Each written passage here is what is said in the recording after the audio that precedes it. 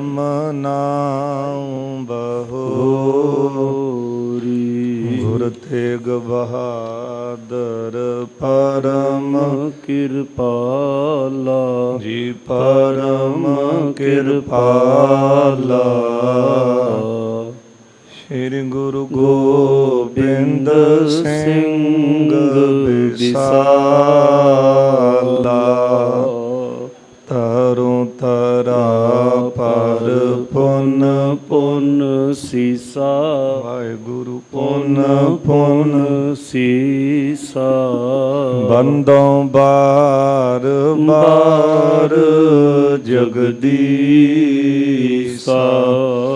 ਤਰੁ ਥਰਾ ਪਰ ਪੁਨ ਪੁਨ ਸੀਸਾ ਵਾਹਿਗੁਰੂ ਪੁਨ ਪੁਨ ਸੀਸਾ।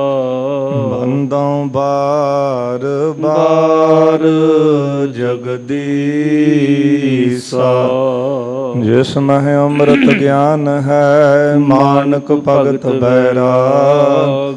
ਸ੍ਰੀ ਗੁਰੂ ਗ੍ਰੰਥ ਸਾਹਿਬ ਉਦਦ ਬੰਦੋ ਕਰ ਅਨੁਰਾਗ। ਸ੍ਰੀ ਗੁਰ ਸ਼ਬਦ ਕਮਾਏ ਜਿਨ ਜੀਤੇ ਪੰਚ ਵਿਕਾਰ। ਤਿਨ ਸੰਤਨ ਕਉ ਬੰਦਨਾ ਸਿਰ ਚਰਨਨ ਪਰ ਧਾਰ। ਏਕ ਓੰਕਾਰ ਸਤਿਗੁਰੂ ਤੇ ਪ੍ਰਸਾਦ ਸਚ ਹੋਏ। ਵਾਹਿਗੁਰੂ ਜੀ ਕੀ ਫਤਿਹ ਹੈ ਵਿਘਨ ਵਿਨਾਸ਼ਨ ਸੋਏ। ਏਕ ਓੰਕਾਰ ਸਤਿਗੁਰੂ ਤੇ ਪ੍ਰਸਾਦ ਸਚ ਹੋਏ। ਵਾਹਿਗੁਰੂ ਜੀ ਕੀ ਫਤਿਹ ਵਿਘਨ ਵਿਨਾਸ਼ਨ ਸੋਏ।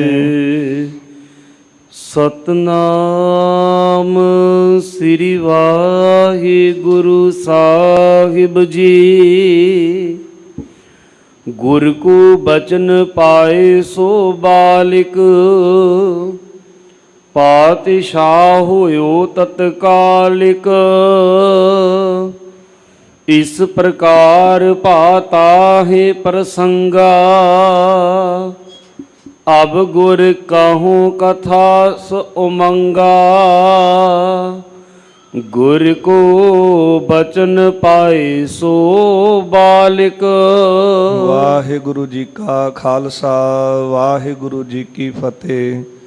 ਸਾਹਿਬ ਕਮਾਲ ਪੀਰਾਨ ਪੀਰ ਮੀਰਾਨ ਮੀਰ ਵਾਲੀ ਕੁਲ ਆਲਮ ਸਰਵਰੇ ਕਾਇਨਾਤ। ਦਸਾਂ ਹੀ ਪਾਤਸ਼ਾਹੀਓਂ ਕੀ ਆਤਮਕ ਜੋਤ। ਧੰਨ ਧੰਨ ਸ੍ਰੀ ਗੁਰੂ ਗ੍ਰੰਥ ਸਾਹਿਬ ਮਹਾਰਾਜ ਸੱਚੇ ਪਾਤਸ਼ਾਹ ਜੀ ਦੀ ਪਾਵਨ ਪਵਿੱਤਰ ਹਜ਼ੂਰੀ ਅੰਦਰ ਗੁਰਦੁਆਰਾ ਮੰਜੀ ਸਾਹਿਬ ਦੀਵਾਨ ਹਾਲ ਸੱਚਖੰਡ ਸ੍ਰੀ ਹਰਿਮੰਦਰ ਸਾਹਿਬ ਸ੍ਰੀ ਅੰਮ੍ਰਿਤਸਰ ਸਾਹਿਬ ਜੀ ਵਿਖੇ ਦਿਨ ਦੇ ਚੌਥੇ ਪਹਿਰ ਦੇ ਸੁੰਦਰ ਦੀਵਾਨ ਸਜੇ ਹਨ। ਸਜੇ ਹੋਏ ਦੀਵਾਨਾਂ ਅੰਦਰ ਅਤੀ ਸਨਮਾਨਯੋਗ ਰਾਗੀ ਸਿੰਘਾਂ ਪਾਸੋਂ ਆਪ ਸੰਗਤਾਂ ਨੇ ਅੰਮ੍ਰਿਤਮਈ ਇਲਾਹੀ ਗੁਰਬਾਣੀ ਦਾ ਕੀਰਤਨ ਸਰਵਣ ਕੀਤਾ ਹੈ। ਆਓ ਗੁਰ ਸੰਗਤ ਜੀ, ਹੁਣ ਸਮਾਂ ਹੈ ਜੋ ਚੱਲ ਰਹੀ ਲੜੀਵਾਰ ਗੁਰ ਇਤਿਹਾਸ ਦੀ ਕਥਾ ਆਪਾਂ ਸਰਵਣ ਕਰਦੇ ਆ ਰਹੇ ਹਾਂ। ਕੱਲ੍ਹ ਦੇ ਦੀਵਾਨਾਂ ਵਿੱਚ ਆਪਾਂ ਸਰਵਣ ਕੀਤਾ ਸੀ ਜਗਤ ਗੁਰੂ ਧੰਨ ਗੁਰੂ ਸ੍ਰੀ ਗੁਰੂ ਨਾਨਕ ਦੇਵ ਸਾਹਿਬ ਸੱਚੇ ਪਾਤਸ਼ਾਹ ਮਹਾਰਾਜ ਜਗਤ ਜੀਆਂ ਦੀ ਕਲਿਆਣ ਕਰਦਿਆਂ ਹੋਇਆਂ ਕਸ਼ਮੀਰ ਦੀ ਧਰਤੀ 'ਤੇ ਬ੍ਰਹਮਦਾਸ ਦਾ ਉਧਾਰ ਕੀਤਾ, ਉਪਦੇਸ਼ ਦੇ ਕੇ ਸਿੱਧੇ ਮਾਰਗ 'ਤੇ ਤੋਰਿਆ, ਚਰਨ ਪਉਲ ਦੇ ਕੇ ਸਿੱਖ ਬਣਾਇਆ। ਅਨੇਕਾਂ ਜੀਵਾਂ ਦਾ ਉਧਾਰ ਕਰਕੇ ਸਤਿਗੁਰੂ ਜਿੱਥੇ ਅੱਜ ਹਸਨ ਅਬਦਾਲ ਗੁਰਦੁਆਰਾ ਪੰਜਾ ਸਾਹਿਬ ਸੁਸ਼ੋਭਿਤ ਹੈ, ਉੱਥੇ ਵਲੀ ਕੰਧਾਰੀ ਦਾ ਉਧਾਰ ਕੀਤਾ, ਉਸ ਨੂੰ ਸਿੱਧੇ ਮਾਰਗ 'ਤੇ ਤੋਰਿਆ। ਉਪਰੰਤ ਸਤਿਗੁਰੂ ਕਾਬਲ ਪਹੁੰਚਦੇ ਨੇ। ਉੱਥੋਂ ਦੇ ਜਿਹੜੇ ਕਾਜੀ ਸਨ, ਮੁਲਾਨੇ ਸਨ, ਉਹਨਾਂ ਨੂੰ ਉਪਦੇਸ਼ ਦੇ ਕੇ ਅਨੇਕਾਂ ਜੀਵਾਂ ਨੂੰ ਉਪਦੇਸ਼ ਦੇ ਕੇ ਉਹਨਾਂ ਦੀ ਕਲਿਆਣ ਕੀਤੀ ਹੈ। ਫਿਰ ਸਤਿਗੁਰੂ ਅੱਗੇ ਗਏ ਹਨ, ਜਿੱਥੇ ਚਣਿਆਂ ਦੇ ਖੇਤ ਪੱਕੇ ਸਨ। ਦੇਖ ਕੇ ਭਾਈ ਮਰਦਾਨਾ ਜੀ ਕਹਿੰਦੇ ਨੇ, ਮਹਾਰਾਜ ਭੁੱਖ ਲੱਗੀ ਹੈ, ਕੁਝ ਬੂਟੇ ਤੋੜ ਲਾਂ ਚਣੇ ਦੇ। ਚਿਰ ਦੇ ਵਿੱਚ ਇੱਕ ਬਾਲਕ ਜਿਹੜਾ ਖੇਤ ਦੀ ਰਾਖੀ ਬੈਠਾ ਸੀ, ਉਹਨਾਂ ਨੇ ਦੇਖਿਆ ਹੈ ਕਿ ਇਹ ਤਿੰਨ ਫਕੀਰ ਆਏ ਨੇ, ਸੰਤ ਆਏ ਹਨ। ਛੇਤੀ ਦੇ ਨਾਲ ਉਸ ਬਾਲਕ ਨੇ ਕੁਝ ਚਣਿਆਂ ਦੇ ਬੂਟੇ ਤੋੜੇ ਨੇ, ਅੱਗ ਬਾਲ ਕੇ ਉਹ ਚਣੇ ਭੁੰਨ ਲਏ, ਸਤਿਗੁਰਾਂ ਅੱਗੇ ਲੈ ਆਇਆ, ਬੇਨਤੀ ਕਰਨ ਲੱਗਾ, ਮਹਾਰਾਜ ਆਪ ਕਿਰਪਾਲੂ, ਸੰਤ ਜੀ ਕਿਰਪਾ ਕਰੋ ਤੇ ਮੇਰੇ ਵੱਲੋਂ ਇਹ ਭੇਟ ਪ੍ਰਵਾਨ ਕਰੋ। ਉਹ ਬੱਚੇ ਨੇ ਹੌਲਾਂ ਦਿੱਤੀਆਂ ਨੇ। ਭਾਈ ਮਰਦਾਨੇ ਵੱਲ ਦੇਖ ਕੇ ਸਤਿਗੁਰੂ ਕਹਿੰਦੇ ਨੇ, ਮਰਦਾਨਿਆਂ ਤੇਰੇ ਹਿਰਦੇ ਦੀ ਪਰਮਾਤਮਾ ਨੇ ਸੁਣੀ ਹੈ, ਤੂੰ ਖਾ ਕੇ ਆਪਣਾ ਪੇਟ ਭਰ ਲੈ। ਭਾਈ ਮਰਦਾਨਾ ਜੀ ਨੇ ਸਤਿਗੁਰਾਂ ਦਾ ਬਚਨ ਮੰਨਿਆ। ਉਹ ਚਣੇ ਜਿਹੜੇ ਸਨ ਉਹ ਚੱਬ ਲਏ। ਬਾਲਕ ਨੇ ਦੇਖਿਆ ਕਿ ਮੈਂ ਇਹਨਾਂ ਦੀ ਸੇਵਾ ਕਰਾਂ, ਘਰੋਂ ਪਕਵਾਨ ਲੈ ਕੇ ਆਵਾਂ, ਕਿਉਂਕਿ ਦੂਰੋਂ ਆਏ ਨੇ ਤੇ ਭੁੱਖ ਲੱਗੀ ਹੋਏਗੀ। ਜਦ ਉੱਠ ਕੇ ਘਰ ਨੂੰ ਜਾਣ ਲੱਗਾ ਤੇ ਸਤਿਗੁਰੂ ਪੁੱਛਦੇ ਨੇ, ਪੁੱਤਰਾ ਕਿੱਧਰ ਚੱਲਿਆ ਹੈ? ਤੇ ਬਾਲਕ ਕਹਿੰਦਾ, ਮਹਾਰਾਜ ਮੈਂ ਘਰੇ ਜਾ ਕੇ ਉਹ ਪਕਵਾਨ ਬਣਿਆ ਹੋਵੇਗਾ ਘਰੇ ਤੇ ਮੈਂ ਉਹ ਤੁਹਾਡੇ ਲਈ ਲੈ ਆਵਾਂ, ਤੁਸੀਂ ਛਕਿਓ ਤੇ ਮੇਰੀ ਵੀ ਸੇਵਾ ਜਿਹੜੀ ਹੈ ਉਹ ਪ੍ਰਵਾਨ ਕਰਿਓ। ਮਹਾਰਾਜ ਸੁਣ ਕੇ ਮੁਸਕਰਾ ਪਏ ਨੇ। ਗੁਰਦੇਵ ਕਹਿਣ ਲੱਗੇ, ਅਸੀਂ ਤਾਂ ਤੇਰਾ ਪਿਆਰ ਦੇਖ ਕੇ ਹੀ ਰੱਜ ਗਏ ਹਾਂ। ਉਸ ਵਕਤ ਗੁਰਦੇਵ ਨੇ ਇਹ ਬੋਲ ਕਹੇ ਹਨ, ਸਥਰ ਤੇਰਾ ਲੇਫ ਨਿਹਾਲੀ, ਭਾਉ ਤੇਰਾ ਪਕਵਾਨ, ਨਾਨਕ ਸਿਫਤੀ ਰੱਜਿਆ, ਆਓ ਬਹੋ ਸੁਲਤਾਨ। ਗੁਰਦੇਵ ਕਹਿੰਦੇ ਨੇ ਤੇਰੇ ਪ੍ਰੇਮ ਨੂੰ ਦੇਖ ਕੇ ਅਸੀਂ ਰੱਜ ਗਏ ਹਾਂ। ਆ ਪੁੱਤਰ ਸੁਲਤਾਨ ਇੱਥੇ ਬੈਠ। ਮੁਖਾਰ ਬਿੰਦ ਤੋਂ ਸਤਿਗੁਰੂ ਜੀ ਨੇ ਸੁਲਤਾਨ ਕਿਹਾ। ਬਚਨਾਂ ਦੇ ਨਾਲ ਹੀ ਸੁਲਤਾਨੀ ਪਾਤਸ਼ਾਹੀ ਦੇ ਦਿੱਤੀ ਸਤਿਗੁਰਾਂ ਨੇ। ਪਾਤਸ਼ਾਹ ਦੇ ਪਾਤਸ਼ਾਹ, ਰਾਜਿਆਂ ਦੇ ਰਾਜੇ ਹਨ ਸਤਿਗੁਰੂ, ਤੁਮ ਹੋ ਸਭ ਰਾਜਨ ਕੇ ਰਾਜਾ, ਆਪੇ ਆਪ ਗਰੀਬ ਨਿਵਾਜਾ। ਆਪ ਹੀ ਗਰੀਬਾਂ ਨੂੰ ਨਿਵਾਜਣ ਵਾਲੇ ਨੇ। ਹਿਰਦੇ ਦਾ ਪਿਆਰ ਦੇ ਕਰਕੇ ਪਾਤਸ਼ਾਹੀਆਂ ਬਖਸ਼ ਦਿੰਦੇ ਹਨ ਸਤਿਗੁਰੂ। ਐਸੇ ਹਨ ਦੀਨ ਦਿਆਲ ਸਤਿਗੁਰੂ ਜੀ। ਇਹ ਬਚਨ ਕਹਿ ਕੇ ਸਤਿਗੁਰੂ ਚਲੇ ਗਏ ਨੇ। ਹੋਇਆ ਕਿ ਉਹ ਨਗਰ ਦਾ ਰਾਜਾ ਜਿਹੜਾ ਸੀ ਚੜ੍ਹਾਈ ਕਰ ਗਿਆ, ਉਹਦਾ ਪੁੱਤਰ ਕੋਈ ਨਹੀਂ ਸੀ। ਸਲਾਹ ਕੀਤੀ ਮੰਤਰੀ ਨੇ ਸਾਰੇ ਦੇਸ਼ ਦੇ ਨਾਲ ਕਿ ਮੈਂ ਤਾਂ ਇਹ ਪਾਤਸ਼ਾਹੀ ਲੈਣੀ ਨਹੀਂ। ਹੁਣ ਇਸ ਤਰ੍ਹਾਂ ਕਰਦੇ ਹਾਂ ਕਿ ਨਗਰ ਦੇ 3 ਦਰਵਾਜ਼ੇ ਕਰਦੇ ਹਾਂ ਬੰਦ, ਚੌਥਾ ਰਹਿਣ ਦਿੰਦੇ ਹਾਂ ਖੁੱਲ੍ਹਾ। ਸਵੇਰ ਨੂੰ ਜਿਹੜਾ ਵੀ ਬਾਹਰੋਂ ਨਗਰ 'ਚ ਪ੍ਰਵੇਸ਼ ਕਰੇਗਾ ਉਹਨੂੰ ਰਾਜਗੱਦੀ 'ਤੇ ਬਿਠਾਵਾਂਗੇ। ਇੱਧਰ ਬਾਲਕ ਰਾਤ ਖੇਤ ਦੀ ਰਾਖੀ ਬੈਠਾ ਹੈ। ਦਿਨ ਚੜ੍ਹਿਆ ਹੈ। ਸਵੇਰ ਹੁੰਦਿਆਂ ਬਾਲਕ ਕੇ ਨਗਰ ਨੂੰ ਜਾਣ ਲੱਗਾ। ਜਿਹੜਾ ਦਰਵਾਜ਼ਾ ਖੁੱਲ੍ਹਾ ਸੀ ਉਸ ਰਸਤੇ ਪ੍ਰਵੇਸ਼ ਕਰਨ ਲੱਗਾ। ਸਾਰਾ ਨਗਰ ਉੱਥੇ ਖੜ੍ਹਾ ਸੀ। ਇਹ ਬਾਲਕ ਨੂੰ ਦੇਖ ਕੇ ਸਾਰੇ ਪ੍ਰਸੰਨ ਹੋਏ। ਨਗਰ 'ਚ ਲੈ ਗਏ, ਇਸ਼ਨਾਨ ਕਰਵਾਇਆ, ਰਾਜਗੱਦੀ 'ਤੇ ਬਿਠਾ ਕੇ ਇਹਨੂੰ ਤਿਲਕ ਦੇ ਦਿੱਤਾ। ਇਉਂ ਸਤਿਗੁਰੂ ਜੀ ਨੇ ਬਚਨਾਂ ਦੇ ਨਾਲ ਇਸ ਨੂੰ ਪਾਤਸ਼ਾਹੀ ਦਿੱਤੀ ਹੈ। ਇਹ ਬਖਸ਼ਿਸ਼ਾਂ ਹਨ ਸਤਿਗੁਰਾਂ ਦੇ ਦਰ ਕਰਦੀਆਂ। ਗੁਰੂ ਦੀ ਸੇਵਾ ਕੀਤਿਆਂ ਸਭ ਕੁਝ ਝੋਲੀ ਦੇ ਵਿੱਚ ਪੈ ਜਾਂਦਾ ਹੈ। ਸੋ ਇੱਥੋਂ ਤੱਕ ਵਿਚਾਰ ਆਪਾਂ ਕੱਲ੍ਹ ਸਰਵਣ ਕੀਤੀ ਸੀ। ਆਓ ਗੁਰ ਸੰਗਤ ਜੀ, ਜਿਸ ਤਰ੍ਹਾਂ ਸਤਿਗੁਰਾਂ ਦੇ ਜੀਵਨ ਕੌਤਕਾਂ ਦੀ ਅੱਗੇ ਲੜੀਵਾਰ ਕਥਾ ਆ ਰਹੀ ਹੈ, ਮਨ ਬਿਰਤੀਆਂ ਗੁਰੂ ਚਰਨਾਂ ਵਿੱਚ ਇਕਾਗਰ ਕਰੀਏ। ਸਤਿਗੁਰੂ ਸਾਹਿਬ ਜੀ ਦਾ ਪਵਿੱਤਰ ਜਸ ਅੰਮ੍ਰਿਤਮਈ ਜੀਵਨ ਕੌਤਕਾਂ ਦੀ ਕਥਾ ਹੈ। ਇਸ ਅੰਮ੍ਰਿਤ ਨੂੰ ਕੰਨਾਂ ਨੂੰ ਡੂਨੇ ਬਣਾ ਕੇ ਪੀਣ ਦਾ ਯਤਨ ਕਰੀਏ। ਆਪ ਸਮੁੱਚੀ ਸੰਗਤ ਦਿਓ ਅਸੀਸ।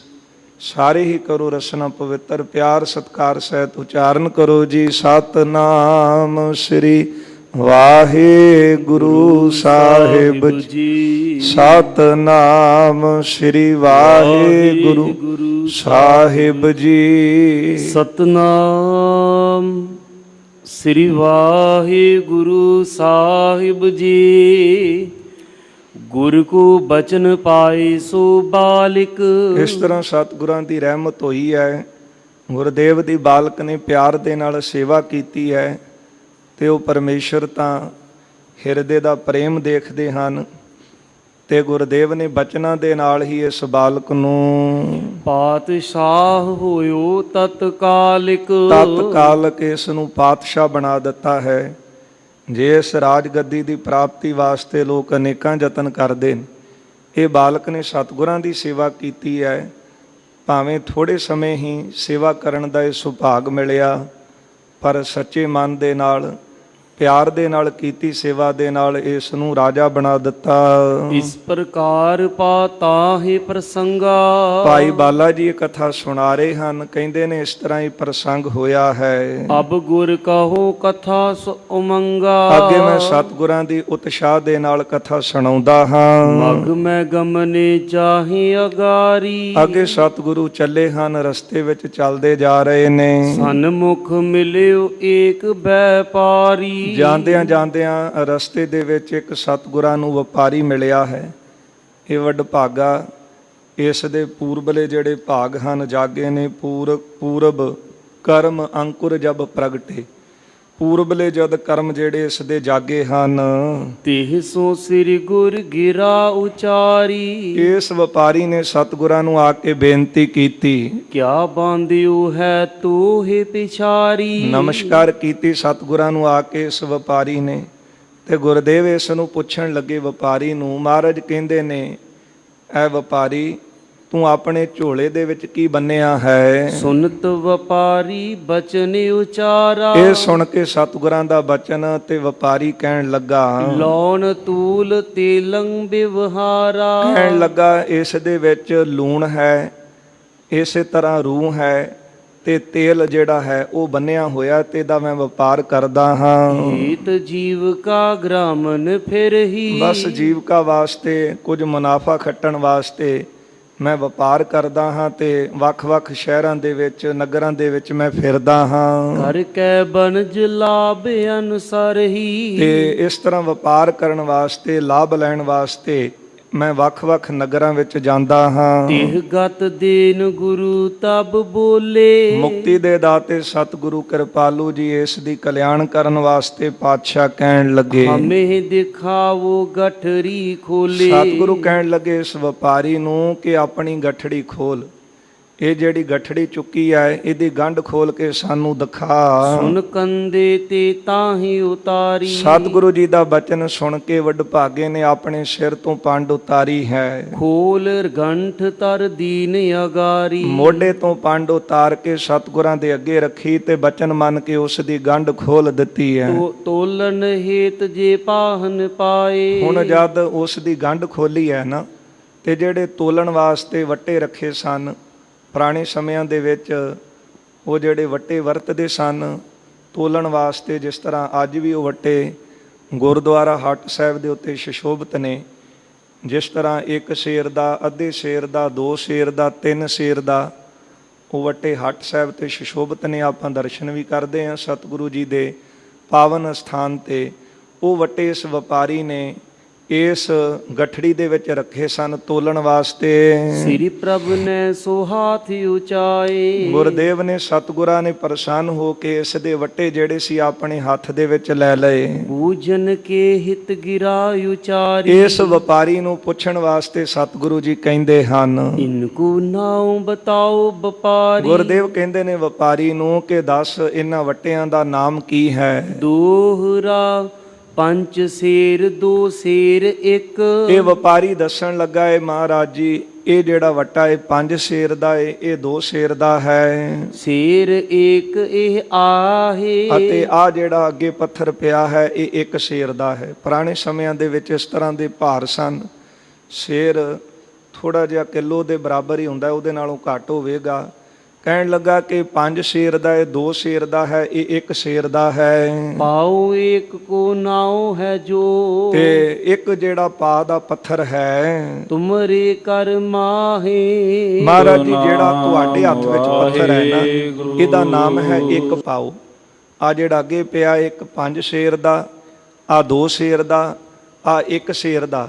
ਤੇ ਜਿਹੜਾ ਪੱਥਰ ਤੁਹਾਡੇ ਹੱਥ ਵਿੱਚ ਹੈ ਇਹ ਅੱਧੇ ਇਹ ਪਾਉ ਦਾ ਹੈ। ਚੌਪਈ ਸੁਨ ਗੁਰ ਕਹੈ ਧਨ ਇਹ ਪਾਉ। ਸਤਿਗੁਰੂ ਸੁਣ ਕੇ ਆਪਣੀ ਮੌਜ ਦੇ ਵਿੱਚ ਬਚਨ ਕਹਿੰਦੇ ਨੇ ਕਿ ਪਾਉ ਜਿਹੜਾ ਹੈ ਧਨ ਹੈ। ਜਿਨੇ ਆਪਣੋ ਲਗ ਨਾਮ ਤਰਾਉ। ਜਿਸ ਨੇ ਆਪਣਾ ਨਾਮ ਇੰਨਾ ਛੋਟਾ ਰਖਾਇਆ ਹੈ। ਪੂਜਨ ਜੋਗ ਹੀ ਹਮ ਜਾਨਾ। ਜਿਹੜਾ ਆਪਣਾ ਨਾਮ ਛੋਟਾ ਰਖਾਵੇ, ਵਰਤੋਂ ਵਿੱਚ ਜ਼ਿਆਦਾ ਆਵੇ ਤੇ ਉਹ ਪੂਜਣ ਯੋਗ ਹੀ ਹੁੰਦਾ ਹੈ। ਸੁਨਹੁ ਕਾਨ ਦੇ ਕਰ ਮਰਦਾਨਾ। ਐ ਮਰਦਾਨਾ ਕੰਨ ਦੇ ਕੇ ਸੁਣਨਾ ਕਰ। ਇਸ ਬਿਦ ਬਚਨ ਵਪਾਰੀ ਸੁਨੇ। ਜਦੋਂ ਵਪਾਰੀ ਨੇ ਸਤਿਗੁਰਾਂ ਦੇ ਮੁਖਾਰ ਬਿਨ ਤੋਂ ਇਹ ਕੀਮਤੀ ਬਚਨ ਸੁਣੇ ਹਨ। ਪੂਰਨ ਸੰਤ ਹਿਰਦੇ ਮਹਿ ਗੁਨੇ। ਵਪਾਰੀ ਜਾਣ ਗਿਆ ਕਿ ਕੋਈ ਆਮ ਮਨੁੱਖ ਨਹੀਂ, ਇਹ ਪੂਰਨ ਸੰਤ ਹਨ।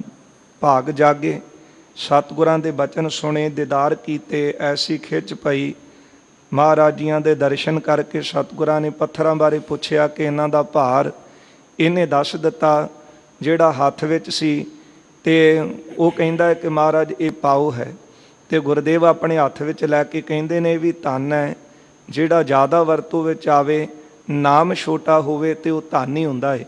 ਸੁਣ ਕੇ ਵਪਾਰੀ ਜਿਹੜਾ ਸੀ ਜਾਣ ਗਿਆ ਕਿ ਤਾਂ ਪੂਰਨ ਸੰਤ ਹਨ। ਆਪਾ ਖੋਈ ਪਰਿਓ ਸਰਨਾਈ। ਆਪਣਾ ਆਪ ਗਵਾ ਦਿੱਤਾ ਇਸ ਵਪਾਰੀ ਨੇ, ਸਤਿਗੁਰਾਂ ਦੀ ਸ਼ਰਨ ਦੇ ਉੱਤੇ, ਚਰਨਾਂ ਦੇ ਉੱਤੇ ਡਿੱਗ ਪਿਆ। ਵਿਸ਼ੇ ਬਾਸਨਾ ਸਰਬ ਗਵਾਈ। ਜਿਹੜੀ ਮਨ ਵਿੱਚ ਵਿਸ਼ਿਆਂ ਦੀ ਵਾਸ਼ਨਾ ਸੀ ਸਾਰੀ ਤਿਆਗ ਦਿੱਤੀ। ਧਰਿਓ ਚਰਨ ਪਰ ਸਿਰ ਹੋਏ ਦੀਨੰ। ਸਤਿਗੁਰਾਂ ਦੇ ਚਰਨਾਂ ਦੇ ਉੱਤੇ ਦੀਨ ਹੋ ਕੇ, ਨਿਮਾਣੇ ਹੋ ਕੇ ਆਪਣਾ ਸਿਰ ਰੱਖ ਦਿੱਤਾ। ਪਰਿਓ ਰਹਿਓ ਨਾ ਉਠਾਵਨ ਕੀਨੰ। ਸਤਿਗੁਰਾਂ ਦੇ ਚਰਨਾਂ ਦੇ ਉੱਤੇ ਪਿਆਰਿਆ ਤੇ ਨਾ ਹੀ ਕਿਸੇ ਨੇ ਉਠਾਇਆ ਹੈ। ਦੇਖ ਦੀਨਤਾ ਤਿਹ ਜਗਨਾਥਾ। ਜਗਤ ਦੇ ਮਾਲਕ ਸਤਿਗੁਰਾਂ ਨੇ ਇਸ ਦੀ ਨਿਮਾਣਾਪਣ ਦੇਖਿਆ, ਇਸ ਦਾ ਪਿਆਰ ਦੇਖਿਆ ਹੈ। ਸਿਰ ਪਰ ਧਰਿਓ ਕਮਲ ਸਮ ਹਾਥਾ। ਪਾਤਸ਼ਾਹ ਨੇ ਆਪਣਾ ਕਮਲ ਸਰੀਖਾ ਜਿਹੜਾ ਹੱਥ ਸੀ ਇਸ ਦੇ ਸਿਰ ਦੇ ਉੱਤੇ ਰੱਖ ਦਿੱਤਾ।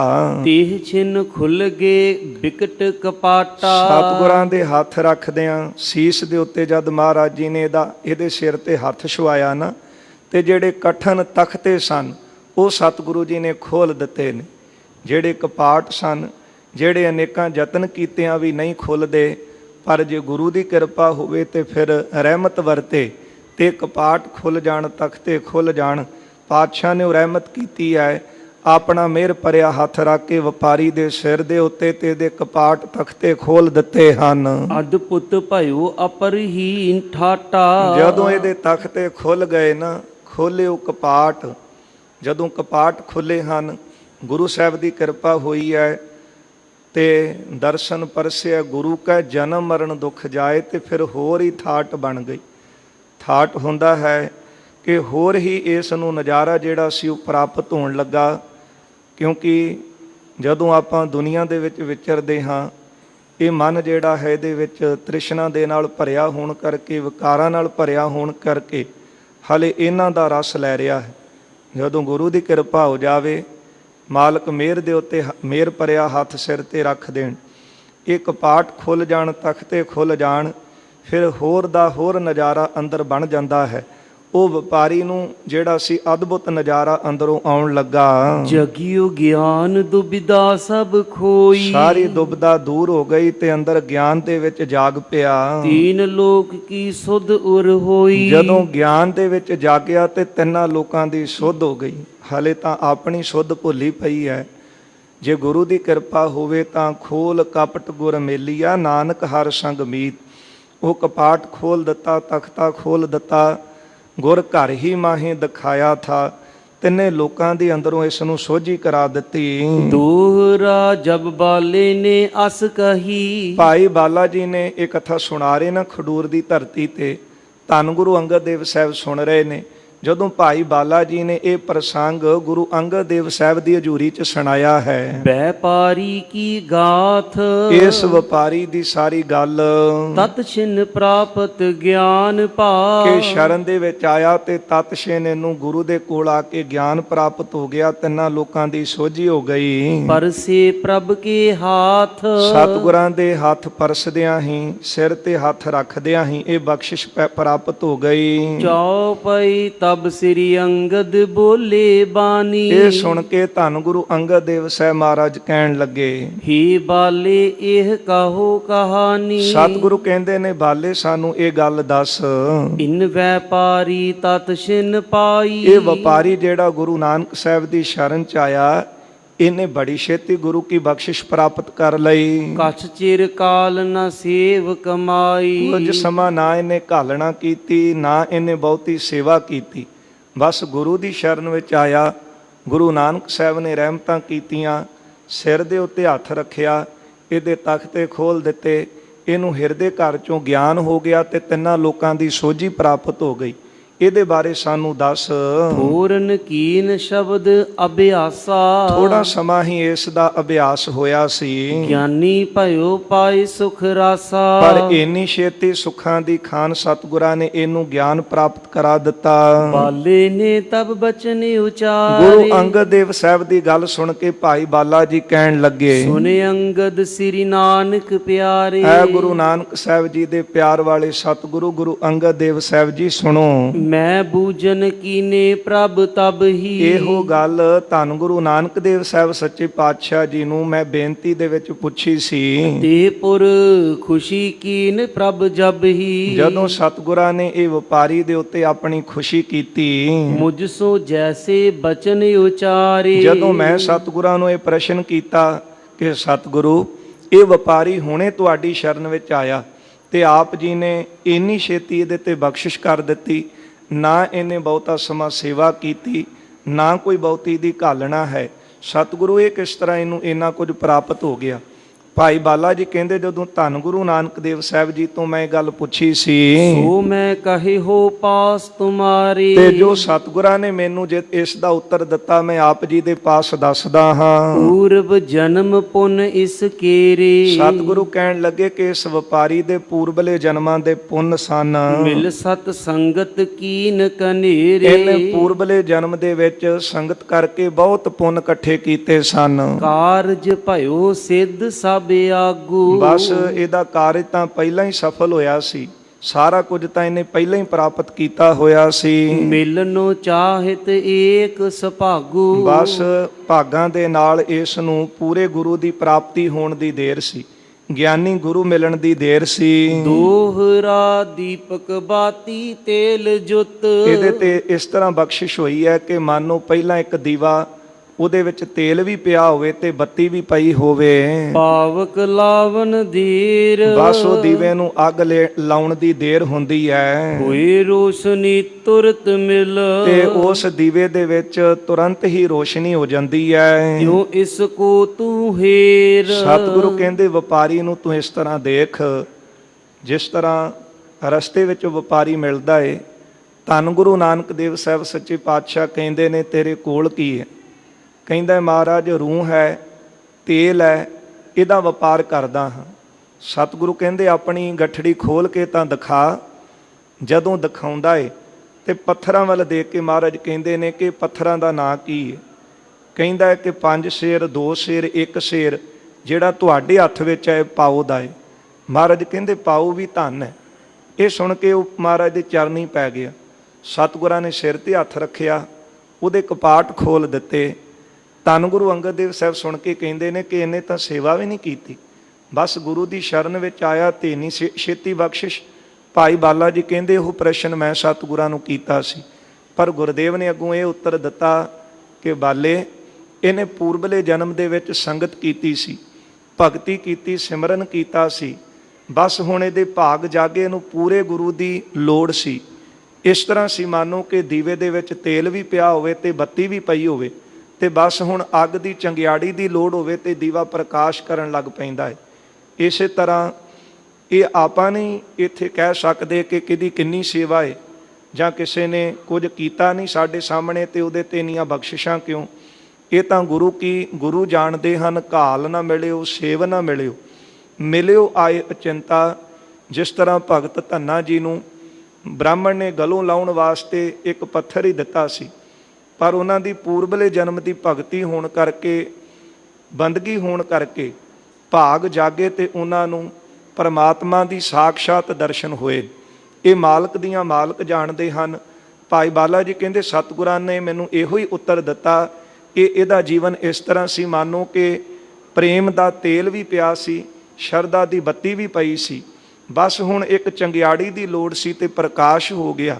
ਇਸੇ ਤਰ੍ਹਾਂ ਗੁਰਦੇਵ ਨੇ ਇਸ ਵਪਾਰੀ ਨੂੰ ਨਿਹਾਲ ਕਰ ਦਿੱਤਾ। ਤਤ ਛੇ ਨਹੀਂ ਚੌਪਈ ਸੁਨਤ ਜੁਗਤ ਹਿਰਦੇ ਹਰ ਖਾਨੇ, ਜਦੋਂ ਇਹ ਜੁਗਤ ਸਾਰਿਆਂ ਨੇ ਸੁਣੀ ਹੈ ਤੇ ਸੁਣ ਕੇ ਪ੍ਰਸੰਨ ਹੋਏ ਹਨ। ਪੁਨਿ ਕਥਾ ਸੁਨਹੀ ਦੇ ਕਾਨੇ, ਫਿਰ ਕੰਨ ਦੇ ਕੇ ਅੱਗੇ ਕਥਾ ਸੁਣਨ ਲੱਗੇ ਹਨ। ਸ੍ਰੀ ਅੰਗਦ ਸੁਨੀਏ ਗੁਰ ਗਾਥਾ, ਐ ਧੰਨ ਗੁਰੂ ਅੰਗਦ ਦੇਵ ਸਾਹਿਬ ਜੀ ਅੱਗੇ ਗੁਰੂ ਨਾਨਕ ਸਾਹਿਬ ਜੀ ਦੀ ਕਥਾ ਸੁਣੋ। ਤੀਹ ਕੋ ਐਸੀ ਕੀਨ ਸਨਾਥਾ, ਇਸ ਤਰ੍ਹਾਂ ਸਤਿਗੁਰੂ ਜੀ ਨੇ ਇਸ ਵਪਾਰੀ ਨੂੰ ਨਿਹਾਲ ਕੀਤਾ। ਗਮਨ ਕੀਨ ਪੁਨ ਗੁਣ ਗਨ ਖਾਨੀ, ਗੁਣਾਂ ਦੀ ਖਾਨ ਸਤਿਗੁਰੂ ਜੀ ਅੱਗੇ ਚੱਲ ਪਏ ਹਨ। ਆਈ ਤਬੇ ਉਜਾਰ ਮਹਾਨੀ, ਚੱਲਦਿਆਂ ਚੱਲਦਿਆਂ ਇੱਕ ਬਹੁਤ ਵੱਡੀ ਉਜਾੜ ਆ ਗਈ, ਮਾਨੋ ਕਿ ਵੱਡੇ ਇੱਕ ਜੰਗਲ ਦੇ ਵਿੱਚ ਪਹੁੰਚ ਗਏ ਹਨ। ਕਿਤੇ ਗ੍ਰਾਮ ਨ ਆਇਓ, ਉਸ ਉਜਾੜ ਦੇ ਵਿੱਚ ਕਿੰਨੀ ਦੂਰ ਕੋਈ ਨਗਰ ਨਹੀਂ ਸੀ ਦਿਖਾਈ ਦਿੰਦਾ, ਨਹਿ ਮਾਨੁਖ ਤਨ ਕਹੂੰ ਦਿਸਾਇਓ, ਨਾ ਕੋਈ ਨਗਰ ਦਿਸਦਾ ਸੀ ਤੇ ਨਾ ਹੀ ਉੱਥੇ ਕਿਸੇ ਮਨੁੱਖ ਦਾ ਸਰੀਰ ਦਿਸਿਆ। ਅਵਲੋਕਤ ਬੋਲਿਓ ਮਰਦਾਨਾ, ਭਾਈ ਮਰਦਾਨਾ ਇਹ ਉਜਾੜ ਦੇਖ ਕੇ ਸਾਰੇ ਪਾਸੇ ਜਦ ਕੋਈ ਨਗਰ ਨਜ਼ਰ ਨਾ ਆਇਆ, ਕੋਈ ਮਨੁੱਖ ਲਾਗੇ ਨਾ ਦਿਸਿਆ, ਤੇ ਭਾਈ ਮਰਦਾਨਾ ਸਤਿਗੁਰਾਂ ਨੂੰ ਪੁੱਛਣ ਲੱਗੇ, ਸ੍ਰੀ ਪ੍ਰਭ ਇਹ ਉਦਿਆਨ ਮਹਾਨਾ, ਸਤਿਗੁਰੂ ਜੀ ਜਿੱਧਰ ਵੀ ਮੈਂ ਦੇਖ ਰਿਹਾ ਉਜਾੜ ਹੀ ਉਜਾੜ ਦਿਸਦੀ ਹੈ। ਜਿਸ ਕੋ ਦੇਖ ਮਹਾ ਭੈ ਆਵੇ, ਆਮ ਮਨੁੱਖ ਤਾਂ ਇਸ ਉਜਾੜ ਨੂੰ ਦੇਖ ਕਰਕੇ ਬਹੁਤ ਡਰ ਜਾਵੇਗਾ। ਨਹਿ ਮਾਨੁਖ ਤਨ ਕਹੂੰ ਦਿਸਾਵੇ, ਇੱਥੇ ਤਾਂ ਕੋਈ ਬੰਦਾ ਵੀ ਨਹੀਂ ਦਿਸ ਰਿਹਾ। ਸੁਨ ਕੈ ਬੋਲੇ ਕਿਰਪਾ ਨਿਦਾਨਾ, ਸੁਣ ਕੇ ਕਿਰਪਾ ਦੇ ਖਜ਼ਾਨੇ ਸਤਿਗੁਰੂ ਜੀ ਕਹਿਣ ਲੱਗੇ, ਇਹ ਨਹਿ ਲਖੋ ਉਜਾਰ ਮਹਾਨਾ, ਗੁਰਦੇਵ ਕਹਿੰਦੇ ਹਨ ਮਰਦਾਨਿਆ ਇਹ ਜੰਗਲ ਨੂੰ ਉਜਾੜ ਨਾ ਕਹਿਣਾ ਕਰ, ਬਡੂ ਨਗਰ ਬਸਦੀ ਅਬਰਾਮੋ, ਇਹ ਨਗਰ ਉਜਾੜ ਵਾਲਾ ਨਹੀਂ, ਇੱਥੇ ਤਾਂ ਵੱਡੀ ਜਿਹੜੀ ਬਸਤੀ ਉਹ ਵਸਦੀ ਹੈ। ਸਿਮਰਨ ਹੋਤ ਜਹਾਂ ਸਤਨਾਮੋ, ਜਿੱਥੇ ਸਤਨਾਮ ਦਾ ਸਿਮਰਨ ਹੋਵੇ ਉਹ ਵਸਦੀ ਹੋਈ ਬਸਤੀ ਹੁੰਦੀ ਹੈ। ਜੈ ਪਰਮੇਸ਼ਰ ਚਿਤ ਨਾ ਆਵੇ, ਪਰ ਜਿੱਥੇ ਬੈਠ ਕੇ ਪਰਮਾਤਮਾ ਨੂੰ ਭੁਲਾ ਦਿੱਤਾ ਜਾਵੇ, ਸੋ ਵਸਦੀ ਉਦਿਆਨ ਲਖਾਵੇ, ਉਹ ਭਾਵੇਂ ਵਸਦੀ ਦਿਸਦੀ ਹੋਵੇ ਪਰ ਹੁੰਦੀ ਉਹ ਉਜਾੜ ਵਾਲੀ ਹੈ। ਬਾਣੀ 'ਚ ਵੀ ਆਪਾਂ ਇਹ ਵਚਨ ਪੜ੍ਹਦੇ ਹਾਂ, ਜਿੱਥੇ ਨਾਮ ਨਾ ਜਪੀਆ ਮੇਰੇ ਗੋਇੰਦਾ ਸਹੀ ਨਗਰ ਉਜਾੜੀ ਜੀ। ਜਿੱਥੇ ਨਾਮ ਜਪਿਆ ਜਾਂਦਾ ਹੈ, ਭਗਤੀ ਕੀਤੀ ਜਾਂਦੀ ਹੈ, ਸਿਮਰਨ ਕੀਤਾ ਜਾਂਦਾ ਹੈ, ਉਹ ਭਾਵੇਂ ਜਗ੍ਹਾ ਉਜਾੜ ਵਾਲੀ ਹੋਵੇ, ਜੰਗਲ ਵਾਲੀ ਹੋਵੇ, ਗੁਰਦੇਵ ਕਹਿੰਦੇ ਨੇ ਉਹ ਬਸਤੀ ਵਸਦੀ ਹੈ। ਪਰ ਜਿੱਥੇ ਨਾਮ ਭੁਲਾ ਦਿੱਤਾ ਜਾਵੇ ਉੱਥੇ ਭਾਵੇਂ ਅਨੇਕਾਂ ਹੀ ਲੋਕ ਰਹਿੰਦੇ ਹੋਣ, ਪਰ ਉਹਨਾਂ ਦੀ ਤਰਸਯੋਗ ਹਾਲਤ ਦੇਖ ਕੇ ਬਾਬਾ ਜੀ ਕਹਿੰਦੇ ਨੇ ਲਾਹੌਰ ਸ਼ਹਿਰ ਜ਼ਹਿਰ ਕਹਿਰ ਸਵਾ ਪੈਰ, ਇੱਥੇ ਤਾਂ ਸਵਾ ਪੈਰ ਤੋਂ ਹੀ ਜਿਹੜਾ ਕਹਿਰ ਵਰਗਾ ਜ਼ਹਿਰ ਸ਼ੁਰੂ ਹੋ ਜਾਂਦਾ ਹੈ। ਫਿਰ ਇਹ ਜਿਉਂਦੇ ਹੋਏ ਨਹੀਂ, ਅਸਲ ਵਿੱਚ ਤਾਂ ਇਹ ਮੁਰਦੇ ਹਨ। ਇਹ ਨਗਰੀ ਵਸਦੀ ਹੋਈ ਨਹੀਂ, ਇਹ ਤਾਂ ਵੱਡੀ ਉਜਾੜ ਹੈ। ਪਾਤਸ਼ਾਹ ਸੁਣ ਕੇ ਕਹਿਣ ਲੱਗੇ ਜਿੱਥੇ ਨਾਮ ਜਪਿਆ ਜਾਂਦਾ ਹੈ ਉਹ ਬਸਤੀ ਸਦਾ ਵਸਦੀ ਹੈ, ਹਰਖ ਨਾ ਹੋਵੇ ਤਹਾਂ ਕਦਾਈ, ਪਰ ਜਿੱਥੇ ਨਾਮ ਭੁਲਾ ਦਿੱਤਾ ਜਾਵੇ ਉੱਥੇ ਕਦੇ ਵੀ ਖੁਸ਼ੀ ਨਹੀਂ ਹੁੰਦੀ। ਜਹਾਂ ਨਾ ਕਬਹੂ ਪ੍ਰਭ ਗੁਣ ਗਾਈ, ਜਿੱਥੇ ਕਦੇ ਵੀ ਪਰਮਾਤਮਾ ਨੂੰ ਨਹੀਂ ਚੇਤਾ ਕੀਤਾ ਜਾਂਦਾ, ਉਹਦੇ ਗੁਣ ਨਹੀਂ ਗਾਏ ਜਾਂਦੇ। ਦੋਹਰਾ ਸਿੱਧ ਸਾਧ ਜੋਗੀ ਜਤੀ, ਸਿੱਧ ਸਾਧ ਜੋਗੀ ਜਤੀ, ਜਿਹੜੇ ਸਿੱਧ ਸਨ, ਸਾਧ ਸਨ, ਜੋਗੀ ਅਤੇ ਜਤੀ ਸਨ, ਤਪੀ ਚਹਿਤ ਸਭ ਨਾਮ, ਜਿਹੜੇ ਤਪ ਕਰਨ ਵਾਲੇ ਸਾਰੇ ਨਾਮ ਨੂੰ ਪਿਆਰ ਕਰਦੇ ਹਨ। ਜਗ ਕੇ ਸਵਾਦ ਵਿਸਾਰ ਕੇ, ਜਗਤ ਦੇ ਸਵਾਦਾਂ ਨੂੰ ਭੁਲਾ ਕੇ ਤਿਆਗ ਗਏ ਨਿਜ ਧਾਮ, ਆਪੋ ਆਪਣੇ ਘਰਾਂ ਨੂੰ ਤਿਆਗ ਗਏ ਕੇਵਲ ਪਰਮਾਤਮਾ ਦੀ ਪ੍ਰਾਪਤੀ ਵਾਸਤੇ। ਸੋਰ ਠਾਰ ਹਿਰਦੈ ਨਾ ਪ੍ਰੇਮ ਸਮਾਏ, ਹਿਰਦੇ ਵਿੱਚ ਪ੍ਰਭੂ ਦੇ ਪ੍ਰੇਮ ਨੂੰ ਧਾਰਨ ਕਰਕੇ ਸ੍ਰੀ ਨਾਨਕ ਤਨ ਭਗਤ ਧਰ, ਧੰਨ ਗੁਰੂ ਨਾਨਕ ਦੇਵ ਸਾਹਿਬ ਸੱਚੇ ਪਾਤਸ਼ਾਹ ਜੀ ਨੇ ਮਾਨੋ ਕਿ ਭਗਤੀ ਨੇ ਹੀ ਤਨ ਧਾਰਨ ਕੀਤਾ ਹੈ। ਆਸਾ ਰਾਗ ਉਠਾਏ, ਆਸਾ ਰਾਗ ਦੇ ਵਿੱਚ ਸਤਿਗੁਰੂ ਜੀ ਨੇ ਗਾਇਓ ਸ਼ਬਦ ਬਣਾਏ ਕੈ, ਇਹ ਪਾਵਨ ਸ਼ਬਦ ਜਿਹੜਾ ਸੀ ਉਚਾਰਨ ਕੀਤਾ ਹੈ। ਆਸਾ ਘਰ ਚੌਥਾ, ਆਸਾ ਰਾਗ ਹੈ, ਚੌਥੇ ਘਰ ਸੁਰ ਤਾਲ ਦੇ ਅੰਦਰ ਸਤਿਗੁਰੂ ਜੀ ਨੇ ਗਾਉਣ ਦੀ ਹਦਾਇਤ ਕੀਤੀ ਹੈ। ਮਹੱਲਾ ਪਹਿਲਾ, ਪਹਿਲੇ ਸਤਿਗੁਰੂ ਜੀ ਦਾ ਉਚਾਰਨ ਕੀਤਾ ਇਹ ਪਾਵਨ ਸ਼ਬਦ ਹੈ। ਇੱਕ ਓੰਕਾਰ, ਅਦਵੈਤ ਸਰੂਪ ਪਰਮਾਤਮਾ ਹੈ, ਓੰਕਾਰ ਸਰਬ ਦਾ ਪ੍ਰਕਾਸ਼ਕ ਹੈ। ਸਤਿਗੁਰ ਪ੍ਰਸਾਦ, ਅਤੇ ਐਸੇ ਪਰਮਾਤਮਾ ਦੀ ਪ੍ਰਾਪਤੀ ਸਤਿਗੁਰਾਂ ਦੀ ਕਿਰਪਾ ਦੁਆਰਾ ਹੁੰਦੀ ਹੈ। ਦੇਵਤਿਆ ਦਰਸ਼ਨ ਕੈ ਤਾਈ, ਸਤਿਗੁਰੂ ਇੱਥੇ ਬਖਸ਼ਿਸ਼ ਕਰਦੇ ਹਨ ਕਿ ਕਿੰਨਾ ਕਿੰਨਾ ਨੇ ਪਰਮਾਤਮਾ ਦੀ ਪ੍ਰਾਪਤੀ ਵਾਸਤੇ ਘਾਲਣਾ ਘਾਲੀਆਂ ਨੇ। ਜਿਸ ਜੰਗਲ ਨੂੰ ਦੇਖ ਕੇ ਮਰਦਾਨਿਆਂ ਤੂੰ ਕਹਿੰਦਾ ਉਜਾੜ ਹੈ, ਅਸਲ ਵਿੱਚ ਇਹ ਉਜਾੜ ਨਹੀਂ। ਇਸ ਜੰਗਲ ਦੇ ਵਿੱਚ ਅਨੇਕਾਂ ਹੀ ਲੋਕਾਂ ਨੇ ਪਰਮਾਤਮਾ ਦੀ ਪ੍ਰਾਪਤੀ ਵਾਸਤੇ ਘਾਲਣਾ ਘਾਲੀ ਹੈ। ਦੇਵਤਿਆਂ ਦਰਸ਼ਨ ਕੈ ਤਾਈ, ਉਹਨਾਂ ਦੇਵਤਿਆਂ ਨੇ ਪਰਮਾਤਮਾ ਦੇ ਦਰਸ਼ਨ ਕਰਨ ਵਾਸਤੇ ਦੁਖ ਭੂਖ ਤੀਰਥ ਕੀਏ, ਦੁੱਖ ਅਤੇ ਭੁੱਖ ਸਹਾਰਨਾ ਕੀਤਾ, ਜਾਂ ਭੁੱਖ ਦਾ ਦੁੱਖ ਸਹਾਰਨਾ ਕੀਤਾ ਅਤੇ ਇੱਥੇ ਆ ਕਰਕੇ ਉਹਨਾਂ ਨੇ ਰਹਿਣਾ ਕੀਤਾ, ਤੀਰਥਾਂ ਦੇ ਉੱਤੇ ਵਸੇ ਹਨ। ਜੋਗੀ ਜਤੀ ਜੁਗਤ ਮਹਿ ਰਹਤੇ, ਜੋਗੀ ਜਤੀ ਇਹ ਵੀ ਮਰਿਆਦਾ ਦੇ ਵਿੱਚ ਰਹਿੰਦੇ ਰਹੇ ਹਨ। ਕਰ ਕਰ ਭਗਵੇ ਭੇਖ ਭਏ, ਆਪਣੇ ਤਨ ਦੇ ਉੱਤੇ ਇਹਨਾਂ ਨੇ ਭੇਖ ਜਿਹੜਾ ਸੀ ਕੇਵਲ ਗੇਰੂਏ ਰੰਗ ਦਾ ਧਾਰਨ ਕੀਤਾ। ਇੱਕ ਤਾਂ ਕੇਵਲ ਦਿਖਾਵੇ ਮਾਤਰ ਪਹਿਰਾਵੇ ਦਾ ਤਿਆਗ ਕਰ ਦੇਣਾ, ਇੱਕ ਮਨ ਵਿੱਚ ਵੈਰਾਗ ਹੋ ਜਾਣਾ ਤੇ ਕੇਵਲ ਤਨ ਨੂੰ ਢੱਕਣ ਵਾਸਤੇ ਮਰਿਆਦਾ ਅਨੁਸਾਰ ਵਸਤਰ ਧਾਰਨ ਕਰਨੇ। ਉਹਨਾਂ ਜੋਗੀ ਜਤੀਆਂ ਨੇ ਪਰਮਾਤਮਾ ਦੀ ਪ੍ਰਾਪਤੀ ਵਾਸਤੇ ਆਪਣੇ ਤਨ ਦੇ ਉੱਤੇ ਗੇਰੂਏ ਰੰਗ ਦੇ ਭੰਗਵੇਂ ਰੰਗ ਦੇ ਵਸਤਰ ਧਾਰਨ ਕੀਤੇ, ਕਿਉਂਕਿ ਉਪਰਾਮ ਹੋ ਚੁੱਕੇ ਸਨ ਮਨ ਕਰਕੇ। ਪਹਿਰਾਵਿਆਂ ਦੇ ਨਾਲ ਕੋਈ ਵੀ ਉਹਨਾਂ ਦਾ ਸੰਬੰਧ ਨਾ ਰਿਹਾ, ਕਿਉਂਕਿ ਹਲੇ ਤਾਂ ਸਾਡਾ ਮਨ ਪਹਿਰਾਵਿਆਂ ਦੇ ਵਿੱਚ ਹੀ ਲੱਗਾ ਹੈ। ਇਹ ਵੀ ਨਹੀਂ ਕਿ ਪਹਿਰਾਵਾ ਪਾਉਣ ਤੋਂ, ਕੱਪੜੇ ਪਾਉਣ ਤੋਂ ਮਨਾ ਕੀਤਾ, ਪਰ ਸਾਰਾ ਦਿਨ ਤਨ ਨੂੰ ਪਹਿਰਾਵਿਆਂ ਦੇ ਨਾਲ ਸ਼ਿੰਗਾਰਦੇ ਰਹਿਣਾ।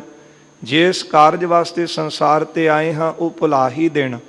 ਗੁਰਦੇਵ ਕਹਿੰਦੇ ਹਨ ਕਿ ਉਹ ਜੋਗੀ ਜਤੀ ਮਰਿਆਦਾ ਦੇ ਵਿੱਚ ਰਹੇ, ਜਿਹੜੇ ਉਹਨਾਂ ਨੇ ਆਪਣੇ ਭੇਖ ਦੇ ਨਾਲ ਸੰਬੰਧ ਤੋੜ ਦਿੱਤੇ। ਕਰ ਕਰ ਭਗਵੇਂ ਭੇਖ ਪਏ, ਆਪਣੇ ਤਨ ਨੂੰ ਢੱਕਣ ਵਾਸਤੇ ਕੇਵਲ ਗੇਰੂਏ ਰੰਗ ਦੇ ਵਸਤਰ ਧਾਰਨ ਕਰਦੇ ਰਹੇ। ਤੋ ਕਾਰਨ ਸਾਹਿਬਾ ਰੰਗ ਰੱਤੇ, ਤੇਰੀ ਐ ਸਾਹਿਬਾ, ਐ ਪ੍ਰਭੂ ਤੇਰੀ ਪ੍ਰਾਪਤੀ ਵਾਸਤੇ ਉਹ ਤੇਰੇ ਪ੍ਰੇਮ ਦੇ ਵਿੱਚ ਰੰਗੇ ਹੋਏ ਹਨ। ਇਹ ਨਾਮ ਅਨੇਕਾ ਰੂਪੇ ਅਨੰਤਾ, ਤੁਹਾਡੇ ਅਨੇਕਾਂ ਹੀ ਨਾਮ ਹਨ। ਇੱਥੇ ਤਾਂ ਲੋਕ ਨਾਮ ਦੇ ਵਿੱਚ ਵੀ ਝਗੜਾ ਪਾ ਕੇ ਇੱਕ ਦੂਜੇ ਨੂੰ ਨੀਵਾਂ ਦਿਖਾਉਣ ਦਾ ਯਤਨ ਕਰਦੇ, ਪਰ ਗਿਆਨ ਤੋਂ ਸਖਣੇ ਨੇ ਨਾ। ਸਾਰੀ ਤਾਂ ਤੁਹਾਡੇ ਨਾਮ ਨੇ, ਇੱਥੋਂ ਤੱਕ ਕਿ ਜਿਹੜਾ ਸ਼ੇਸ਼ ਨਾਗ ਹੈ ਉਹਦੀ ਤਾਂ ਹਜ਼ਾਰਾਂ ਜੀਭਾਂ ਨੇ। ਫਿਰ ਇੱਕ ਜ਼ੁਬਾਨ ਦੇ ਨਾਲ ਜਿਹੜਾ ਨਾਮ ਲੈਂਦਾ ਹੈ ਉਹ ਫਿਰ ਦੂਜੀ ਜ਼ੁਬਾਨ ਦੇ ਨਾਲ ਨਾਮ ਬਦਲ ਕੇ ਲੈਂਦਾ ਹੈ, ਜਿਹਦਾ ਜ਼ਿਕਰ ਗੁਰਦੇਵ ਨੇ ਕੀਤਾ ਹੈ। ਸਹਿਸ ਫਨੀ ਜਪਿਓ ਸੇਖ ਨਾਗੈ, ਹਰ ਜਪਤਿਆ ਅੰਤ ਨਾ ਪਾਵੈ। ਇਸ ਕਰਕੇ ਅਨੇਕਾਂ ਹੀ ਨਾਮ ਪ੍ਰਭੂ ਦੇ ਨੇ। ਤੇਰੇ ਨਾਮ ਅਨੇਕਾਂ, ਰੂਪ ਅਨੰਤਾਂ। ਕਿਹੜਾ ਰੂਪ ਉਸ ਦਾ ਹੈ? ਸਾਰੇ ਹੀ ਰੂਪ ਉਸ ਦੇ ਆਪਣੇ ਨੇ। ਅਨੇਕਾਂ ਹੀ ਰੂਪ ਹਨ, ਅਨੇਕਾਂ ਹੀ ਉਸ ਦੇ ਭੇਖ ਨੇ ਤੇ ਅਨੇਕਾਂ ਹੀ ਉਸ ਪ੍ਰਭੂ ਦੇ ਨਾਮ ਹਨ। ਕਹਿਨ ਨਾ ਜਾਹੀ ਤੇਰੇ ਗੁਣ ਕੀਤੇ, ਐ ਪ੍ਰਭੂ ਜੀ ਤੁਹਾਡੇ ਗੁਣਾਂ ਨੂੰ ਇੱਕ ਜ਼ੁਬਾਨ ਦੇ ਨਾਲ ਬਿਆਨ ਨਹੀਂ ਕੀਤਾ ਜਾ ਸਕਦਾ। ਲੱਖਾਂ ਜ਼ੁਬਾਨਾਂ ਨਾਲ ਵੀ ਤੁਹਾਡੇ ਗੁਣ ਬਿਆਨ ਨਹੀਂ ਕੀਤੇ ਜਾ ਸਕਦੇ। ਜੇ ਸ਼ੇਸ਼ ਨਾਗ ਹਜ਼ਾਰਾਂ ਜੀਵਾਂ ਦੇ ਨਾਲ ਤੁਹਾਡੇ ਨਾਮ ਲੈ ਰਿਹਾ ਹੈ ਤੇ ਇਹ ਨਹੀਂ ਕਹਿ ਸਕਦੇ ਕਿ ਉਹਨਾਂ ਨੇ ਪੂਰਨ ਤੌਰ ਤੇ ਤੁਹਾਡੇ ਨਾਮ ਲੈ ਲਏ, ਤੁਹਾਨੂੰ ਕਥਨ ਕਰ ਦਿੱਤਾ ਹੈ। ਇਸ ਕਰਕੇ ਕਹਿਣ ਨਾ ਜਾਈ ਤੇਰੇ ਗੁਣ ਕੀਤੇ, ਕਿਉਂਕਿ ਸਾਰੇ ਹੀ ਗੁਣ ਤੁਹਾਡੇ ਹਨ। ਜਦੋਂ ਕੋਈ ਆਪਾਂ ਨਵੀਂ ਚੀਜ਼ ਦੇਖਦੇ ਹਾਂ ਤੇ ਮਨ ਵਿੱਚ ਹੈਰਾਨੀ ਹੁੰਦੀ, ਪਰ ਉਹ ਮਾਲਕ ਜੀ ਤੁਹਾਡੀ ਦਿੱਤੀ ਹੋਈ ਦਾਤ ਹੈ, ਉਹ ਵੀ ਤਾਂ ਦਿੱਤਾ ਹੋਇਆ ਤੁਹਾਡਾ ਹੀ ਗੁਣ ਹੈ। ਇਸ ਕਰਕੇ ਅਨੇਕਾਂ ਹੀ ਗੁਣ ਹਨ ਤੁਹਾਡੇ। ਰਹਾਉ ਵਿਸਰਾਮ ਦੇ ਕੇ ਬਖਸ਼ਿਸ਼ ਕਰਦੇ ਹਨ। ਦਰ ਘਰ ਮਹਿਲਾ ਹਸਤੀ ਘੋੜੇ, ਤੁਹਾਡੀ ਪ੍ਰਾਪਤੀ ਵਾਸਤੇ ਉਹਨਾਂ ਨੇ ਆਪਣੇ ਘਰ ਛੱਡੇ, ਘਰ ਦੇ ਦਰਵਾਜ਼ੇ ਤਿਆਗ ਦਿੱਤੇ, ਸੋਹਣੇ ਸੋਹਣੇ ਮਹਿਲ ਤਿਆਗ ਦਿੱਤੇ, ਹਾਥੀ ਘੋੜਿਆਂ ਦਾ ਤਿਆਗ ਕਰ ਦਿੱਤਾ। ਛੋੜ ਵਿਲਾਇਤ ਦੇਸ ਗਏ, ਆਪੋ ਆਪਣੇ ਦੇਸ਼ਾਂ ਨੂੰ ਛੱਡ ਕੇ ਤੇ ਭਾਵ ਜੰਗਲਾਂ ਦੇ ਵਿੱਚ ਜਾ ਕਰਕੇ ਸਮਾਂ ਬਤੀਤ ਕੀਤਾ। ਕੌਣ ਸਨ ਜਿਨ੍ਹਾਂ ਨੂੰ ਮਨ ਵਿੱਚ ਵੈਰਾਗ ਹੋਇਆ? ਤੁਹਾਡੀ ਪ੍ਰਾਪਤੀ ਵਾਸਤੇ ਤੁਹਾਡੇ ਨਾਮ ਦੇ ਵਿੱਚ ਜੋ ਰੰਗੇ ਗਏ ਸਨ। ਪੀਰ ਪੈਗੰਬਰ ਸਾਲਿਕ ਸਾਦਿਕ, ਪੀਰ ਪੈਗੰਬਰ ਅਤੇ ਤੁਹਾਡੇ ਜਸ ਨੂੰ ਗਾਉਣ ਗਵਾਲੇ, ਤੁਹਾਡੀ ਗੱਲ ਕਰਨ ਵਾਲੇ ਸਿੱਧਕੀ ਜਿਹੜੇ ਸਨ।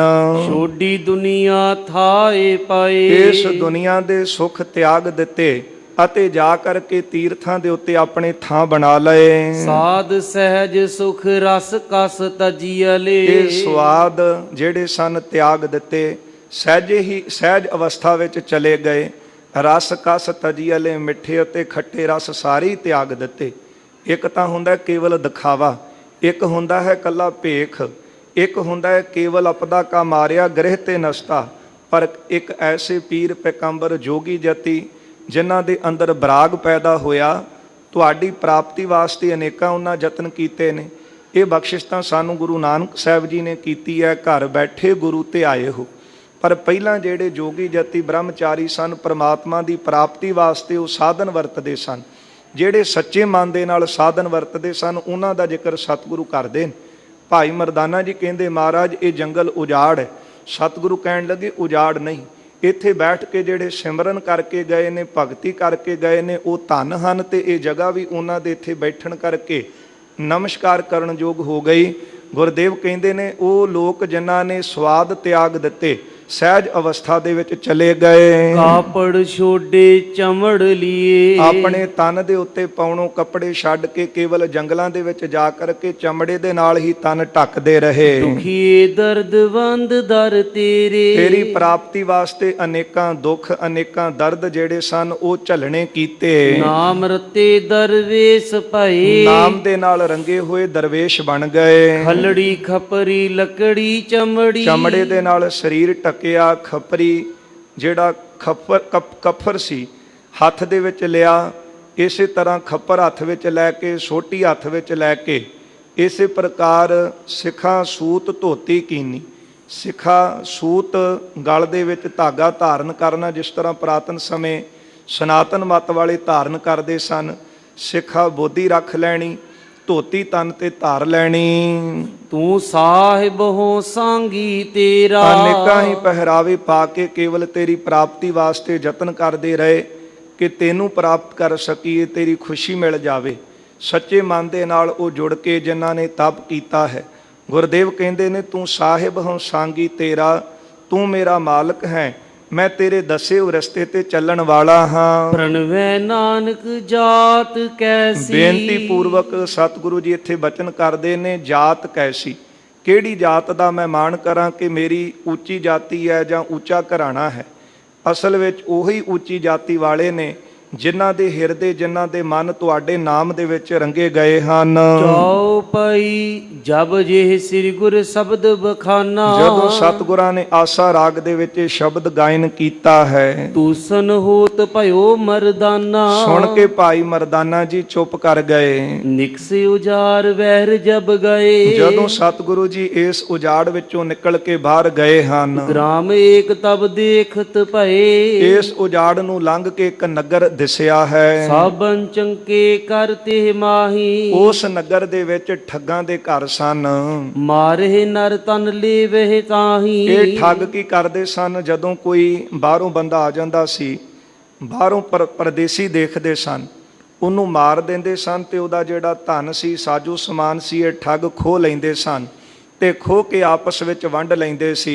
ਤਿਨ ਕੋ ਸੁਮਤ ਦੇਨ ਕੇ ਹੇਤਾ, ਮੁਕਤੀ ਦੇ ਦਾਤੇ ਸਤਿਗੁਰੂ ਜੀ ਇਹਨਾਂ ਨੂੰ ਸੁਮਤ ਦੇਣ ਵਾਸਤੇ, ਚੰਗੀ ਮੱਤ ਦੇਣ ਵਾਸਤੇ, ਪਰ ਵਿਸੇ ਗ੍ਰਾਮਹਿ ਕਿਰਪਾ ਨਿਕੇਤਾ, ਕਿਰਪਾ ਦੇ ਖਜ਼ਾਨੇ ਸਤਿਗੁਰੂ ਜੀ ਇਸ ਨਗਰ ਵਿੱਚ ਪ੍ਰਵੇਸ਼ ਕਰ ਗਏ।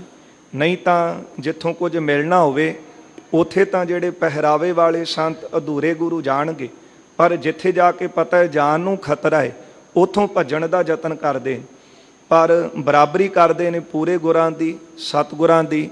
ਇੱਥੇ ਤਾਂ ਸਤਿਗੁਰੂ ਜੀ ਨੇ ਦੁਖੀਆਂ ਦਾ ਦਰਦ ਵੰਡਾਉਣ ਵਾਸਤੇ ਸਾਰਾ ਕੁਝ ਜਿਹੜਾ ਸੀ ਉਹ ਆਪਣੇ ਤਨ ਦੇ ਉੱਤੇ ਝੱਲਿਆ ਹੈ। ਪਤਾ ਸੀ ਇਹ ਨਗਰ ਦੇ ਵਿੱਚ ਜਿਹੜੇ ਠੱਗ ਨੇ ਜਾਨੋਂ ਮਾਰ ਦਿੰਦੇ ਨੇ, ਸਾਜੋ ਸਮਾਨ ਖੋਹ ਲੈਂਦੇ, ਤੇ ਅਨੇਕਾਂ ਜਿਹੜੇ ਪਰਦੇਸੀ ਸਨ ਉੱਥੇ ਮੌਤ ਦੇ ਘਾਟ ਉਤਾਰ ਦਿੱਤੇ ਸੀ।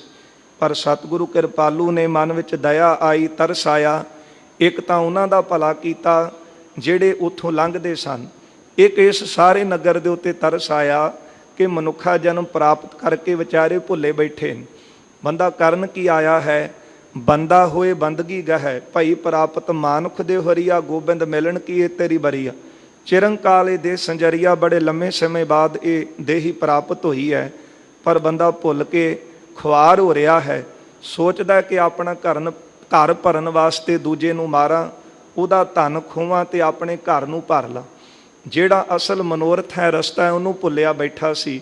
ਸਤਿਗੁਰੂ ਜੀ ਨੂੰ ਤਰਸ ਆਇਆ, ਦਇਆ ਦੇ ਘਰ ਵਿੱਚ ਆਏ ਸਤਿਗੁਰੂ ਮਹਾਰਾਜ ਤੇ ਉਸ ਨਗਰ ਵਿੱਚ ਪ੍ਰਵੇਸ਼ ਕਰਦੇ ਹਨ। ਜਗਤੇਸ਼ਵਰ ਇੱਕ ਖੇਲ ਮਚਾਵਾ, ਤੇ ਸਤਿਗੁਰੂ ਧੰਨ ਗੁਰੂ ਨਾਨਕ ਦੇਵ ਸਾਹਿਬ ਸੱਚੇ ਪਾਤਸ਼ਾਹ ਮਹਾਰਾਜ ਜੀ ਨੇ ਜਗਤੇਸ਼ਵਰ, ਜਗਤ ਦੇ ਮਾਲਕ ਸਤਿਗੁਰਾਂ ਨੇ ਇੱਕ ਖੇਡ ਰਚਿਆ ਹੈ। ਪੰਚਕ ਮਤ ਹਰਨ ਹਿਤ ਠਾਵਾ, ਇਹਨਾਂ ਠੱਗਾਂ ਦੀ ਮਤ ਨੂੰ ਨਾਸ ਕਰਨ ਵਾਸਤੇ, ਭੈੜੀ ਮਤ ਦੂਰ ਕਰਨ ਵਾਸਤੇ, ਥੋੜਸ ਬਰਸ ਬੈਸ ਮੈਂ ਕਰਦੀ। ਭਾਈ ਬਾਲਾ ਜੀ ਕਹਿੰਦੇ ਮੇਰਾ ਇਦਾਂ ਦਾ ਸਰੂਪ ਕਰ ਦਿੱਤਾ ਕਿ ਦੇਖਣ ਵਿੱਚ ਇੰਜ ਪ੍ਰਤੀਤ ਹੁੰਦਾ ਸੀ ਕਿ ਮੇਰੀ ਉਮਰ 16 ਸਾਲਾਂ ਦੀ ਹੈ। ਬਹੁ ਸੁੰਦਰ ਭੂਖਨ ਪਟ ਜਰਦੀ, ਬੜੇ ਸੁੰਦਰ ਭੂਖਨ ਬਸਤਰ, ਗਹਿਣੇ ਮੇਰੇ ਤਨ ਦੇ ਉੱਤੇ ਧਾਰਨ ਸਤਿਗੁਰਾਂ ਨੇ ਕਰਵਾ ਦਿੱਤੇ। ਦੋਹਰਾ ਜਾਂਬੂਦ ਕਟ ਨਿਜ ਸੋ ਕਰ, ਸੋਨੇ ਦੇ ਕੜੇ ਸਤਿਗੁਰਾਂ ਨੇ ਆਪਣੇ ਹੱਥ ਵਿੱਚ ਪਾ ਲਏ।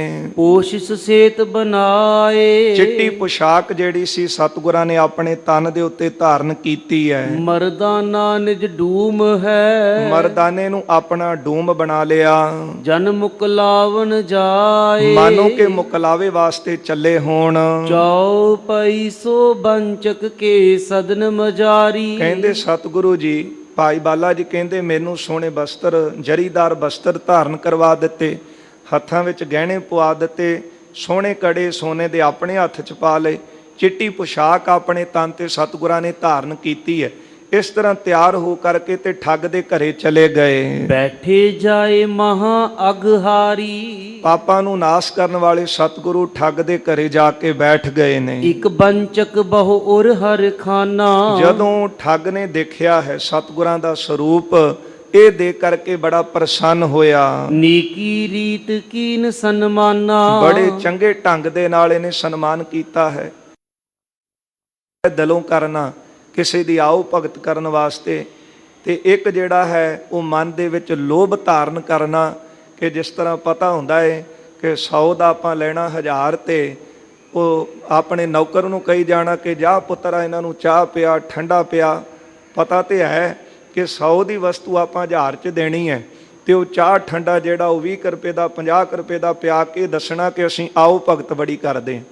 ਇਸੇ ਤਰ੍ਹਾਂ ਇਹ ਜਿਹੜਾ ਠੱਗ ਸੀ, ਇਹਨੇ ਦੇਖਿਆ ਕਿ ਸਤਿਗੁਰਾਂ ਵੱਲ ਸੋਨੇ ਦੇ ਕੰਗਨ ਹੱਥ 'ਚ ਦੇਖੇ ਨੇ, ਭਾਈ ਬਾਲੇ ਨੂੰ ਸੋਨੇ ਦੇ ਨਾਲ ਭਰਿਆ ਦੇਖਿਆ।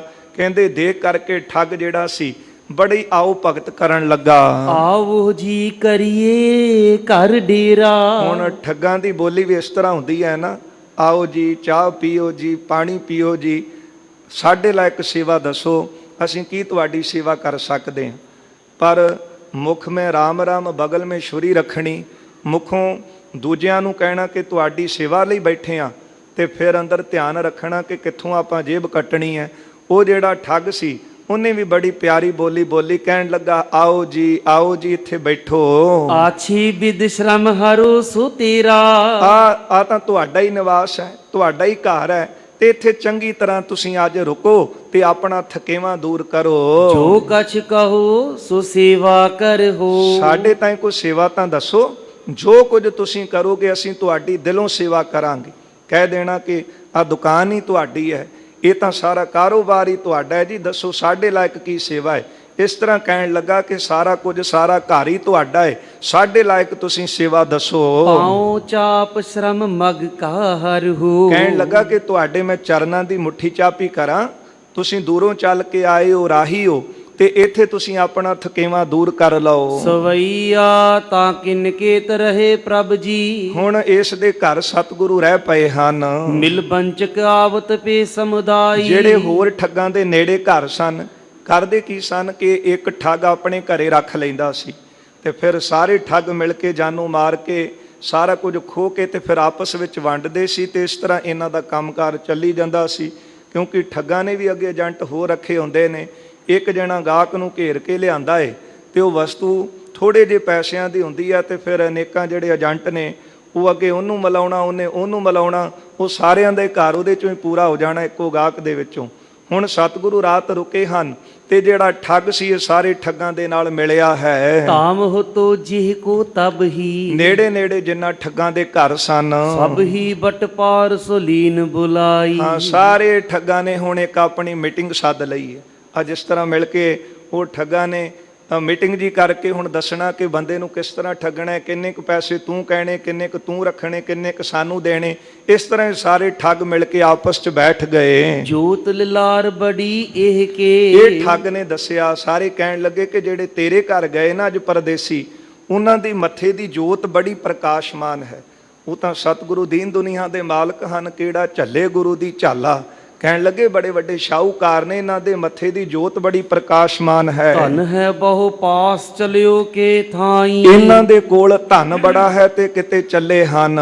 ਲਿਹੂ ਸਬੈ ਨਾ ਦੁਰਾਵਹਿ ਸੋ। ਤੇ ਸਾਰਿਆਂ ਨੂੰ ਧਨ ਮਿਲੇਗਾ, ਕਹਿਣ ਲੱਗੇ ਸਾਰਿਆਂ ਦੇ ਵਿੱਚ ਵੰਡੀ, ਤੂੰ ਕੱਲਾ ਹੀ ਆਪਣੇ ਪਾਸ ਨਾ ਰੱਖ ਲਈ। ਹਮ ਭੂਰ ਭਈ ਤਨ ਲੇਹ ਬਟਾਈ। ਸਵੇਰ ਹੋਣ ਤੇ ਸਾਰਾ ਧਨ ਜਿਹੜਾ ਇਹਨਾਂ ਕੋਲੋਂ ਖੋਵੇਂਗਾ, ਅਸੀਂ ਸਾਰੇ ਆਪਸ ਵਿੱਚ ਵੰਡ ਲਵਾਂਗੇ। ਜੋ ਕਹਿ ਜਾਤ ਭਏ ਆਪਣੇ ਘਰ। ਇਸ ਤਰ੍ਹਾਂ ਕਹਿ ਕੇ ਉਹ ਠੱਗ ਜਿਹੜੇ ਸੀ ਸਾਰੇ ਬੈਠ ਕੇ ਸਲਾਹ ਕੀਤੀ, ਫਿਰ ਆਪੋ ਆਪਣੇ ਘਰ ਨੂੰ ਚਲੇ ਗਏ। ਬਾਸੁਰ ਤੇ ਰਜਨੀ ਹੋਏ ਆਈ। ਸਾਰਾ ਦਿਨ ਬਤੀਤ ਹੋਇਆ, ਇਹ ਸੇਵਾ ਕਰਦਾ ਰਿਹਾ ਹੋਣਾ ਆਪਣੇ ਘਰੇ ਸਤਿਗੁਰਾਂ ਨੂੰ ਰੱਖ ਕੇ, ਸਾਰਾ ਦਿਨ ਬਤੀਤ ਕੀਤਾ ਤੇ ਰਾਤ ਹੋ ਗਈ ਹੈ। ਖਾਏ ਆਹਾਰ ਕੋ ਸੋਏ ਰਹੇ ਸਭ। ਭੋਜਨ ਛਕ ਲਿਆ ਰੱਜ ਕੇ ਤੇ ਰਾਤ ਨੂੰ ਸਾਰੇ ਸੌਂ ਗਏ। ਕਾਹੂ ਨਾ ਜਾਗਣ ਕੀ ਸੁਧ ਪਾਈ। ਹੁਣ ਰਾਤ ਨੂੰ ਇਹਨਾਂ ਨੇ ਜਾਗਣਾ ਸੀ ਤੇ ਜਾਗ ਕੇ ਜਿਸ ਤਰ੍ਹਾਂ ਕਤਲ ਕਰਦੇ ਸਨ ਬੰਦੇ ਦਾ ਤੇ ਸਾਰਾ ਕੁਝ ਖੋਹ ਲੈਂਦੇ ਸੀ, ਪਰ ਸਾਰੀ ਕਲਾ ਸਤਿਗੁਰਾਂ ਦੀ ਐਸੀ ਵਰਤੀ ਹੈ ਕਿ ਰਾਤ ਸੁੱਤੇ ਹੀ ਰਹਿ ਗਏ ਹਨ, ਕਿਸੇ ਨੂੰ ਕੋਈ ਸੋਝੀ ਨਾ ਰਹੀ ਉੱਠਣ ਦੀ। ਪ੍ਰੇਰੀ ਪ੍ਰਭੂ ਕੀ ਕਰੇ ਬਸ ਨੀਂਦ ਨੇ। ਐਸੀ ਸਤਿਗੁਰਾਂ ਨੇ ਪ੍ਰੇਰਣਾ ਦਿੱਤੀ ਹੈ ਕਿ ਸਾਰੇ ਨੀਂਦ ਦੇ ਬਸੀ ਹੋ ਗਏ।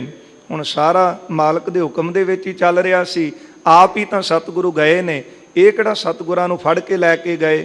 ਸਤਿਗੁਰੂ ਆਪ ਉੱਥੇ ਜਾਂਦੇ ਨੇ ਤੇ ਇਹਨਾਂ ਨੂੰ ਨੀਂਦ ਦੇ ਵਸੀਕਾਰ ਕਰ ਦਿੱਤਾ ਹੈ। ਸੈਨ ਕਰੇ ਸਭ ਰੈਣ ਬਿਤਾਈ। ਰਾਤ ਨੂੰ ਸੁੱਤੇ ਰਹੇ ਨੇ ਤੇ ਇਸ ਤਰ੍ਹਾਂ ਰਾਤ ਬੀਤੀ ਹੈ। ਭੂਰ ਭਈ ਜਬ ਜਾਗਿਓ ਨਾ ਕੋ। ਜਦ ਸਵੇਰ ਹੋਈ ਤੇ ਕੋਈ ਵੀ ਇਹਨਾਂ ਵਿੱਚੋਂ ਨਾ ਜਾਗਿਆ। ਤਬੇ ਐਸੇ ਪਰ ਜਿਮ ਹੋਏ ਮੁਰਛਾਈ। ਇਸ ਤਰ੍ਹਾਂ ਪਏ ਸਨ ਸਵੇਰ ਦੇ ਸਮੇਂ ਕਿ ਮਾਨੋ ਕਿ ਮੁਰਛਾਈ ਬੇਹੋਸ਼ ਹੋਏ ਪਏ ਹੋਣ। ਸੂਰ ਚੜੇ ਗਮਨੇ ਗੁਰ ਨਾਨਕ। ਜਦੋਂ ਦਿਨ ਚੜਿਆ, ਸੂਰਜ ਚੜਿਆ ਤੇ ਸਤਿਗੁਰੂ ਜੀ ਇੱਥੋਂ ਚੱਲ ਪਏ। ਸੋਵਤ ਸ਼ੋਰ ਚਲੇ ਤਹਿ ਥਾਈ। ਇਹਨਾਂ ਠੱਗਾਂ ਨੂੰ ਇੱਥੇ ਸੁੱਤਿਆਂ ਛੱਡ ਕੇ ਚਲੇ ਗਏ। ਜਾਗਤ ਪੇ ਪਛਾਤ ਸਭੈ ਮਿਲ। ਜਦੋਂ ਸਤਿਗੁਰੂ ਚਲੇ ਗਏ, ਇਹ ਜਿਹੜੇ ਹੋਰ ਠੱਗ ਸਨ ਇਹ ਮਿਲ ਕੇ ਇਹਦੇ ਕੋਲ ਆਏ ਹਨ। ਬੰਚਕ ਹੋਤ ਪਈ ਇਕ ਥਾਈ। ਸਾਰੇ ਇੱਕੋ ਜਗ੍ਹਾ ਇਹਦੇ ਘਰ ਦੇ ਵਿੱਚ ਇਕੱਠੇ ਹੋ ਗਏ। ਦੇਹੁ ਦਿਖਾਏ ਲਿਓ ਤਨ ਜੋ ਬਹੁ। ਉਹ ਸਾਰੇ ਠੱਗ ਇਹਨੂੰ ਆ ਕੇ ਕਹਿਣ ਲੱਗੇ, ਜਿਹਦੇ ਘਰੇ ਸਤਿਗੁਰੂ ਸੁੱਤੇ ਸਨ, ਬਿਰਾਜੇ ਸਨ, ਆ ਕੇ ਸਾਰੇ ਕਹਿੰਦੇ ਨੇ ਲਿਆ ਬਈ ਸਾਡਾ ਹਿੱਸਾ ਜਿਹੜਾ ਤੂੰ ਆਪਣੇ ਪਾਸ ਰੱਖਿਆ ਹੈ ਨਾ, ਸਾਡਾ ਹਿੱਸਾ ਉਹਦੇ ਵਿੱਚੋਂ ਦੇ ਦੇ। ਜਾਚਤ ਹੈ ਤੁਮਰੇ ਢਿਗ ਭਾਈ। ਹੁਣ ਤੇਰੇ ਕੋਲ ਆ ਕੇ ਅਸੀਂ ਆਪਣਾ ਹਿੱਸਾ ਮੰਗਦੇ ਹਾਂ। ਉਹ ਬਿਸਮਾਦ ਕਹਿਓ ਤਿਨ ਇਉ। ਹੁਣ ਉਹ ਵਿਚਾਰਾ ਰਾਤ ਸੁੱਤਾ ਹੀ ਰਹਿ ਗਿਆ, ਬੜਾ ਹੈਰਾਨ ਹੋ ਕੇ ਅੱਗੋਂ ਇਸ ਤਰ੍ਹਾਂ ਉੱਤਰ ਦੇਣ ਲੱਗਾ। ਮੋਹਿ ਨਾਹਿ ਰਹੀ ਰਜਨੀ ਸੁਦਕਾਈ। ਕਹਿੰਦਾ ਭਰਾਵੋ ਮੇਰੀ ਬੇਨਤੀ ਸੁਣੋ, ਮੈਨੂੰ ਕੋਈ ਰਾਤ ਨੂੰ ਖਬਰ ਨਹੀਂ ਰਹੀ, ਮੈਂ ਤਾਂ ਸੁੱਤਾ ਹੀ ਰਹਿ ਗਿਆ ਹਾਂ। ਸੋ ਨਹਿ ਮਾਨੇ ਤਾਹੇ ਕਹਿਓ। ਉਹ ਹੁਣ ਇਹਦੀ ਕਹੀ ਹੋਈ ਗੱਲ ਮੰਨਦੇ ਨਹੀਂ, ਅੱਗੋਂ ਕਹਿਣ ਲੱਗੇ ਝਗਰੇ ਬਹੁਗਾਰ ਕੋ ਦੇਹ ਲੜਾਈ। ਝਗੜਾ ਸ਼ੁਰੂ ਹੋ ਗਿਆ, ਕਿਉਂਕਿ ਧਨ ਜਿਹੜਾ ਪਾਪਾਂ ਦਾ ਹੈ ਉਹ ਤਾਂ ਹੈ ਹੀ ਝਗੜੇ ਦਾ ਘਰ। ਕਈਆਂ ਦੇ ਕਤਲ ਕਰਵਾ ਦਿੰਦਾ ਹੈ, ਖਾਸ ਕਰਕੇ ਠੱਗੀ ਦਾ, ਚੋਰੀ ਦਾ ਧਨ। ਤੇ ਅੱਗੋਂ ਉਹ ਲੜਨ ਲੱਗੇ, ਇਹਨੂੰ ਗਾਲਾਂ ਦੇਣ ਲੱਗੇ। ਹਾਥ ਲਗਾ ਬਹੁਤੋ ਤਨ ਤੋ ਕਹੋ। ਤੇ ਕਹਿਣ ਲੱਗੇ ਕਿ ਤੇਰੇ ਹੱਥ ਚੰਗਾ ਧਨ ਲੱਗਿਆ ਹੈ ਰਾਤ ਦਾ। ਲਾਲਚ ਧਾਰ ਕੈ ਲੀਨ ਛੁਪਾਈ। ਤੇਰੇ ਮਨ ਵਿੱਚ ਲਾਲਚ ਹੈ, ਲਾਲਚ ਕਰਕੇ ਉਹ ਤੂੰ ਸਾਰਾ ਜਿਹੜਾ ਧਨ ਸੀ ਉਹਨਾਂ ਕੋਲੋਂ ਖੋਹ ਲਿਆ ਤੇ ਆਪਣੇ ਕੋਲ ਰੱਖ ਲਿਆ ਹੈ। ਸੋ ਨਹਿ ਛੋੜਿ ਕੈਸੇ ਕਰੋ। ਹੁਣ ਉਹ ਧਨ ਤੂੰ ਛੱਡਦਾ ਨਹੀਂ ਹੈ। ਤੁਮ ਪਾਸ ਹਮਾਰੇ ਤੇ ਲੇਤ ਸਦਾਈ। ਤੂੰ ਸਾਡੇ ਕੋਲੋਂ ਤਾਂ ਹਿੱਸਾ ਲੈਂਦਾ ਰਿਹਾ, ਅੱਜ ਦੇਣ ਦੀ ਵਾਰੀ ਆਈ ਤੇ ਮੁੱਕਰ ਗਿਆ ਹੈ। ਕਿਉਂ ਅਬ ਤੂਛਨ ਬੈਠ ਰਹਾ। ਹੁਣ ਚੁੱਪ ਕਰਕੇ ਕਿਉਂ ਬੈਠਾ ਹੈ। ਸਭ ਕਾਰਨ ਕੀਤੇ ਦਿਹੋ ਦਿਖਾਈ। ਆਪਣੇ ਘਰ ਦੇ ਵਿੱਚੋਂ ਧਨ ਕੱਢ ਤੇ ਸਾਨੂੰ ਦਿਖਾਓ ਕਿੰਨਾ ਹੈ। ਸਵਈਆ ਆਨ ਕਰੀ ਨਿਜ ਪੀਰਨ ਕੀਤਨ। ਜਦੋਂ ਇਹਦੀ ਗੱਲ ਕਹੀ ਹੋਈ ਨਾ ਮੰਨੀ ਇਹਨਾਂ ਨੇ, ਫਿਰ ਉਹ ਆਪਣੇ ਪੀਰਾਂ ਦੀ ਸਹੁੰ ਖਾਣ ਲੱਗਾ। ਸਾਚ ਪਛਾਨਤ ਪੇ ਤਬ ਹੀ। ਇਹ ਠੱਗ ਮੰਨ ਗਏ ਕਿ ਇਹ ਜਿਹੜੀ ਗੱਲ ਕਹਿ ਰਿਹਾ ਇਹ ਸੱਚੀ ਹੈ। ਕੌਣ ਸੇ ਪੰਥ ਗਏ ਉਠ ਤੂਰਨ। ਪੁੱਛਦੇ ਹਨ ਕਿ ਦੱਸ ਕਿਹੜੇ ਰਸਤੇ ਉਹ ਗਏ ਹਨ। ਜੋ ਮਿਲ ਸੋਚ ਕਰੀ ਸਭ ਹੀ। ਤੇ ਇਸ ਤਰ੍ਹਾਂ ਮਿਲ ਕਰਕੇ ਸਾਰੇ ਲੱਭਣ ਲੱਗੇ ਹਨ। ਗ੍ਰਾਮ ਕੀ ਚਾਰ ਦਿਸ਼ਾ ਅਵਲੋਕ ਕੈ। ਨਗਰ ਦੀ ਚਾਰੋਂ ਤਰਫਾਂ ਨੂੰ ਦੇਖ ਕੇ ਪੈਰ ਕੋ ਖੋਜ ਪਿਖਿਓ ਜਬ ਹੀ। ਜਿਹੜੀ ਪੈਰਾਂ ਦੀ ਖੋਜ ਸੀ, ਪੈੜ ਸੀ, ਉਹ ਦੇਖਣ ਲੱਗੇ। ਮਾਨਵ ਜਵਾਨ ਚਲੇ ਤਬ ਚਾਰ ਬੰਦੇ ਬੜੇ ਜਵਾਨ ਜਿਹੜੇ ਠੱਗ ਸਾਨੂੰ ਚੱਲ ਪਏ ਹਨ ਪੈਰਾਂ ਦੀ ਖੋਜ ਦੇਖਦਿਆਂ। ਕਹੈ ਕਿ ਗਹਿ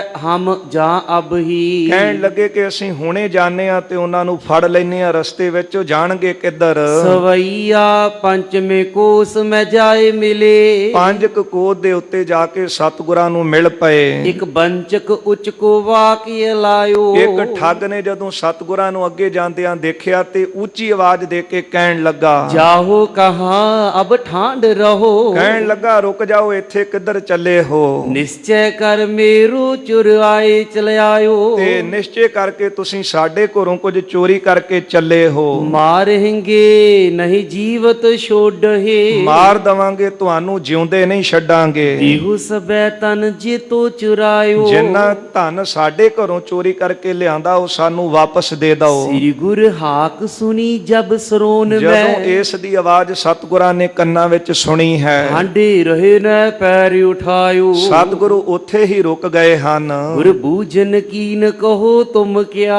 ਮਹਾਰਾਜ ਪੁੱਛਦੇ ਹਨ ਇਹਨਾਂ ਠੱਗਾਂ ਨੂੰ ਕਿ ਤੁਸੀਂ ਕੌਣ ਹੋ ਤੇ ਕੀ ਚਾਹੁੰਦੇ ਹੋ? ਇਕ ਬੰਚਕ ਆਏ ਕ ਬਾਣੀ ਅਲਾਈ। ਇੱਕ ਠੱਗ ਅੱਗੇ ਆਇਆ ਤੇ ਸਤਿਗੁਰਾਂ ਨੂੰ ਕਹਿਣ ਲੱਗਾ, ਸਗਰੋ ਧਨ ਦੇਹੋ ਅਬੈ ਨਿਜ ਪਾਸ ਤੇ। ਕਹਿਣ ਲੱਗਾ ਜਿੰਨਾ ਧਨ ਤੁਹਾਡੇ ਪਾਸ ਹੈ ਉਹ ਸਾਰਾ ਸਾਨੂੰ ਦੇ ਦਿਓ। ਮਾਰੇਂਗੇ ਤੁਮਕੋ ਇਹ ਥਾਈ। ਅਸੀਂ ਇਸੇ ਜਗ੍ਹਾ ਤੇ ਤੁਹਾਨੂੰ ਖਤਮ ਕਰ ਦਵਾਂਗੇ। ਛਲ ਕੋ ਕਰਕੇ ਰਜਨੀ ਤੇ ਬਚਿਓ। ਰਾਤ ਨੂੰ ਸਾਡੇ ਨਾਲ ਤੁਸੀਂ ਛਲ ਕੀਤਾ, ਧੋਖਾ ਕੀਤਾ ਤੇ ਬਚ ਗਏ ਹੋ। ਅਬ ਸਾਬਤ ਛੋੜ ਕੇ ਤੋਹੇ ਨਾ ਜਾਈ। ਹੁਣ ਅਸੀਂ ਤੁਹਾਨੂੰ ਸਾਬਤ ਨਹੀਂ ਛੱਡਾਂਗੇ, ਜਿਉਂਦੇ ਨਹੀਂ ਛੱਡਾਂਗੇ।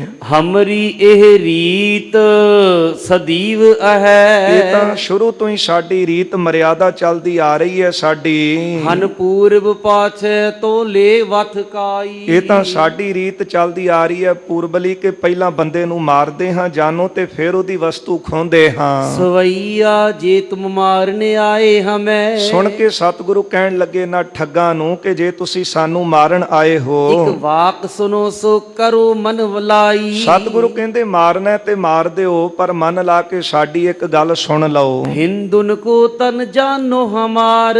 ਸਾਡਾ ਜਿਹੜਾ ਸਰੀਰ ਹੈ ਇਸ ਤਰ੍ਹਾਂ ਜਾਣੋ ਜੇ ਮਾਰੋ ਐਸੇ ਨਾ ਗੀਰ ਕਹਿ ਜਾਈ। ਕਿ ਜੇ ਸਾਨੂੰ ਮਾਰੋਗੇ ਤੇ ਸਾਡਾ ਸਰੀਰ ਇਸ ਤਰ੍ਹਾਂ ਨਾ ਛੱਡ ਕੇ ਜਾਇਓ। ਪਾਵਕ ਲੈ ਕਰ ਦਾਹ ਕਰੋ। ਅੱਗ ਲੈ ਕੇ ਤੇ ਸਾਡੇ ਸਰੀਰ ਦਾ ਸੰਸਕਾਰ ਕਰ ਦਿਓ। ਪੁਨ ਜਾਵੋ ਧਾਮਨ ਕੋ ਧਨ ਪਾਈ। ਫਿਰ ਇਹ ਸਾਰਾ ਧਨ ਲੈ ਕੇ ਤੁਸੀਂ ਆਪਣੇ ਘਰ ਨੂੰ ਚਲੇ ਜਾਇਓ। ਭਾਜ ਸਕੈ ਤੁਮ ਤੇ ਹਮ ਨਾਹੀ। ਅਸੀਂ ਹੁਣ ਕਿੱਥੇ ਭੱਜ ਸਕਣਾ ਹੈ? ਪਰਦੇਸੀ ਬੰਦੇ ਆ, ਤੁਸੀਂ ਤੇ ਇਲਾਕੇ ਦੇ ਜਾਣਕਾਰ ਹੋ, ਇੱਥੇ ਆ ਕੇ ਸਾਨੂੰ ਰੋਕ ਲਿਆ ਹੈ। ਪਰ ਪਹਿਲਾਂ ਸਾਡੀ ਵੀ ਗੱਲ ਸੁਣ ਲਓ ਮਨ ਲਾ ਕੇ। ਪਹਿਲਾਂ ਸਾਨੂੰ ਇਸ ਤਰ੍ਹਾਂ ਮਾਰ ਕੇ ਨਾ ਛੱਡਿਓ, ਸਾਡੇ ਸਰੀਰਾਂ ਦਾ ਸੰਸਕਾਰ ਕਰਿਓ ਤੇ ਫਿਰ ਧਨ ਲੈ ਜਾਇਓ। ਲੀਏ ਹਥਿਆਰ ਮਿਲੇ ਅਬਿਆਈ। ਹੁਣ ਤੁਸੀਂ ਹਥਿਆਰ ਲੈ ਕੇ ਸਾਨੂੰ ਰੋਕਿਆ ਹੈ। ਦੋਹਰਾ ਗੁਰ ਕੋ ਦਰਸ ਬਿਲੋਕ ਕੈ। ਸਤਿਗੁਰੂ ਜੀ ਦੇ ਤਰਫ ਦੇਖ ਕੇ ਬਚਨ ਸੁਨੇ ਜਬ ਕਾਨ। ਜਦੋਂ ਇਹਨਾਂ ਠੱਗਾਂ ਨੇ ਆਪਣੇ ਕੰਨਾਂ ਦੇ ਨਾਲ ਇਹ ਗੱਲ ਸੁਣੀ ਹੈ, ਕਛੁਕ ਦਇਆ ਉਪਜੀ ਹਿਰਦੇ। ਇਹ ਠੱਗਾਂ ਦੇ ਮਨ ਵਿੱਚ ਵੀ ਕੁਝ ਦਇਆ ਆ ਗਈ ਸਤਿਗੁਰਾਂ ਦੇ ਦਰਸ਼ਨ ਕਰਕੇ। ਕਹੈ ਕੇ ਲਿਓ ਬਚ ਮਾਨ। ਇੱਕ ਦੂਜੇ ਨੂੰ ਕਹਿਣ ਲੱਗੇ ਕਿ ਚਲੋ ਮਾਰ ਤੇ ਦੇਣਾ ਹੀ ਹੈ, ਪੈਸੇ ਵੀ ਧਨ ਵੀ ਖੋਹ ਲਵਾਂਗੇ, ਚਲੋ ਇਹਨਾਂ ਦਾ ਅਸੀਂ ਬਚਨ ਮੰਨ ਲਈਏ। ਚਾਉ ਪਈ ਤੁਮਕੋ ਦੇਹ ਦਾਹੋ ਕੇ ਕਹੈ। ਹਾਂ, ਕਹਿਣ ਲੱਗੇ ਪਹਿਲਾਂ ਤੁਹਾਨੂੰ ਅਸੀਂ ਅਖੀਰ ਤੁਹਾਡਾ ਸੰਸਕਾਰ ਕਰਾਂਗੇ। ਅਗਨ ਸਮੀਪ ਨਾ ਕਹੂੰ ਦਿਸਾਤੀ। ਪਰ ਸੰਸਕਾਰ ਕਰੀਏ ਕਿੱਦਾਂ? ਇੱਥੇ ਨੇੜੇ ਤੇੜੇ ਤਾਂ ਕਿਤੇ ਅੱਗ ਨਹੀਂ ਦਿਸਦੀ। ਜੇ ਜੀਵਤ ਛੋਰੈ ਤੁਮ ਤਾਈ। ਜੇ ਜਿਉਂਦਿਆਂ ਤੁਹਾਨੂੰ ਛੱਡ ਦਈਏ ਕਰਹੁ ਪੁਕਾਰ ਜਾਏ ਕਿਹ ਥਾਈ। ਫਿਰ ਕਿਸੇ ਅੱਗੇ ਜਾ ਕੇ ਤੁਸੀਂ ਪੁਕਾਰ ਕਰੋਗੇ ਤੇ ਸਾਨੂੰ ਫੜਾ ਦਓਗੇ। ਇਸੇ ਕਰਕੇ ਤਾਂ ਅਸੀਂ ਕਿਸੇ ਨੂੰ ਜਿਉਂਦਿਆਂ ਛੱਡਦੇ ਨਹੀਂ ਕਿ ਸਾਡੀ ਕੋਈ ਸ਼ਿਕਾਇਤ ਨਾ ਕਿਸੇ ਨਗਰ ਵਿੱਚ ਕਰ ਦਵੇ। ਇਸ ਕਰਕੇ ਅਸੀਂ ਤੁਹਾਨੂੰ ਖਤਮ ਕਰਾਂਗੇ। ਸੁਨ ਬੋਲੇ ਬੇਦੀ ਕੁਲ ਦੀਪਾ। ਇਹਨਾਂ ਠੱਗਾਂ ਦੀ ਗੱਲ ਸੁਣ ਕੇ ਬੇਦੀਆਂ ਦੇ ਕੁਲ ਦੇ ਦੀਪਕ ਸਤਿਗੁਰੂ ਕਹਿਣ ਲੱਗੇ, ਇਸ ਦਿਸ ਦੇਖੋ ਧੂਮ ਸਮੀਪਾ।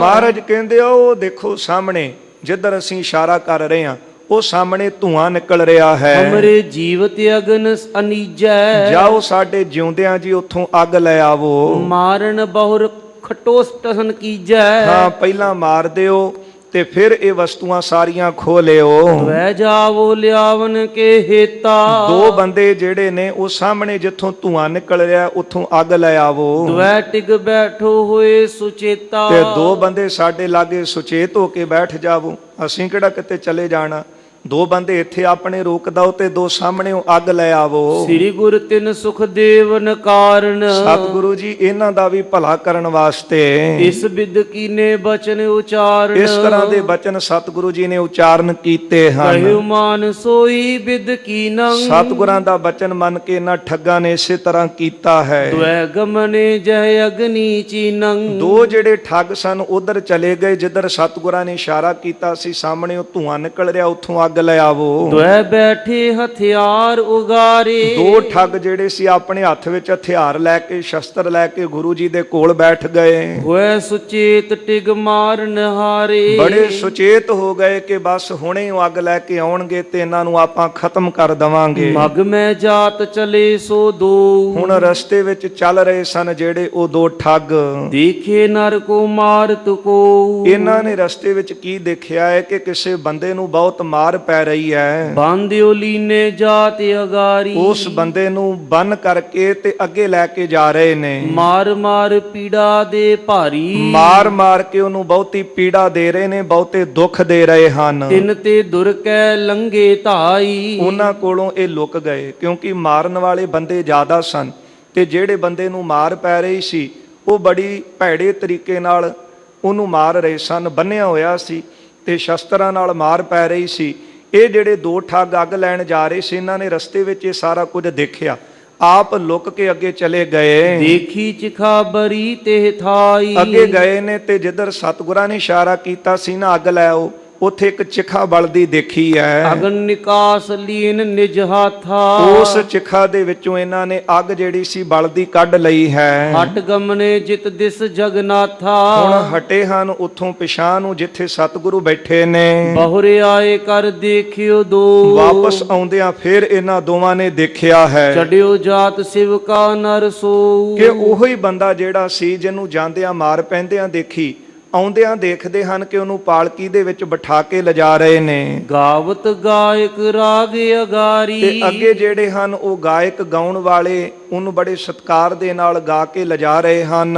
ਅਸ ਬਿਲੋਕ ਪਾਇ ਅਚਰਜ ਭਾਰੀ, ਇਹ ਸਾਰਾ ਕੁਝ ਦੇਖ ਕਰਕੇ ਮਨ 'ਚ ਬੜੇ ਹੈਰਾਨ ਹੋਏ ਨੇ। ਬਿਨ ਪੁੱਛੇ ਤੇ ਜਾਏ ਨਾ ਜਾਣਾ, ਹੁਣ ਬਿਨਾਂ ਪੁੱਛਿਆ ਅੱਗੇ ਨਹੀਂ ਸੀ ਇਹਨਾਂ ਕੋਲੋਂ ਤੁਰਿਆ ਜਾਂਦਾ ਕਿ ਸਾਰਾ ਕੁਝ ਹੈ ਕੀ ਹੈ। ਪੂਰਬ ਸੰਕਟ ਦੇਤ ਮਹਾਨਾ, ਸੋਚਦੇ ਨੇ ਮਨ ਵਿੱਚ ਕਿ ਪਹਿਲਾਂ ਤੇ ਇਹਨੂੰ ਤਾੜਨਾ ਦੇ ਰਹੇ ਸਨ, ਇਹਨੂੰ ਸਜ਼ਾ ਦੇ ਰਹੇ ਸਨ ਭਾਰੀ, ਅਬ ਆਨੰਦ ਸੋ ਮਾਰਗ ਜਾਏ। ਹੁਣ ਇਹਨੂੰ ਬੜਾ ਆਨੰਦ ਦੇ ਰਹੇ ਨੇ, ਪਾਲਕੀ ਵਿੱਚ ਬਿਠਾ ਕੇ ਤੇ ਗਵਈਏ ਅੱਗੇ ਗਾ ਰਹੇ ਹਨ। ਕਰ ਵਿਚਾਰਿਓ ਤੇ ਢਿਗ ਆਏ, ਆਪਣੇ ਵਿੱਚ ਦੋਵੇਂ ਵਿਚਾਰਾਂ ਇਹਨਾਂ ਨੇ ਕੀਤੀਆਂ ਨੇ। ਜਦੋਂ ਮਾਰ ਪੈਂਦੀ ਦੇਖੀ ਉਦੋਂ ਤਾਂ ਖਲੋਤੇ ਨਹੀਂ, ਉਦੋਂ ਤਾਂ ਸਿੱਧੇ ਚਲੇ ਗਏ ਕਿ ਕਿਤੇ ਸਾਨੂੰ ਨਾ ਫੜ ਲੈਣ।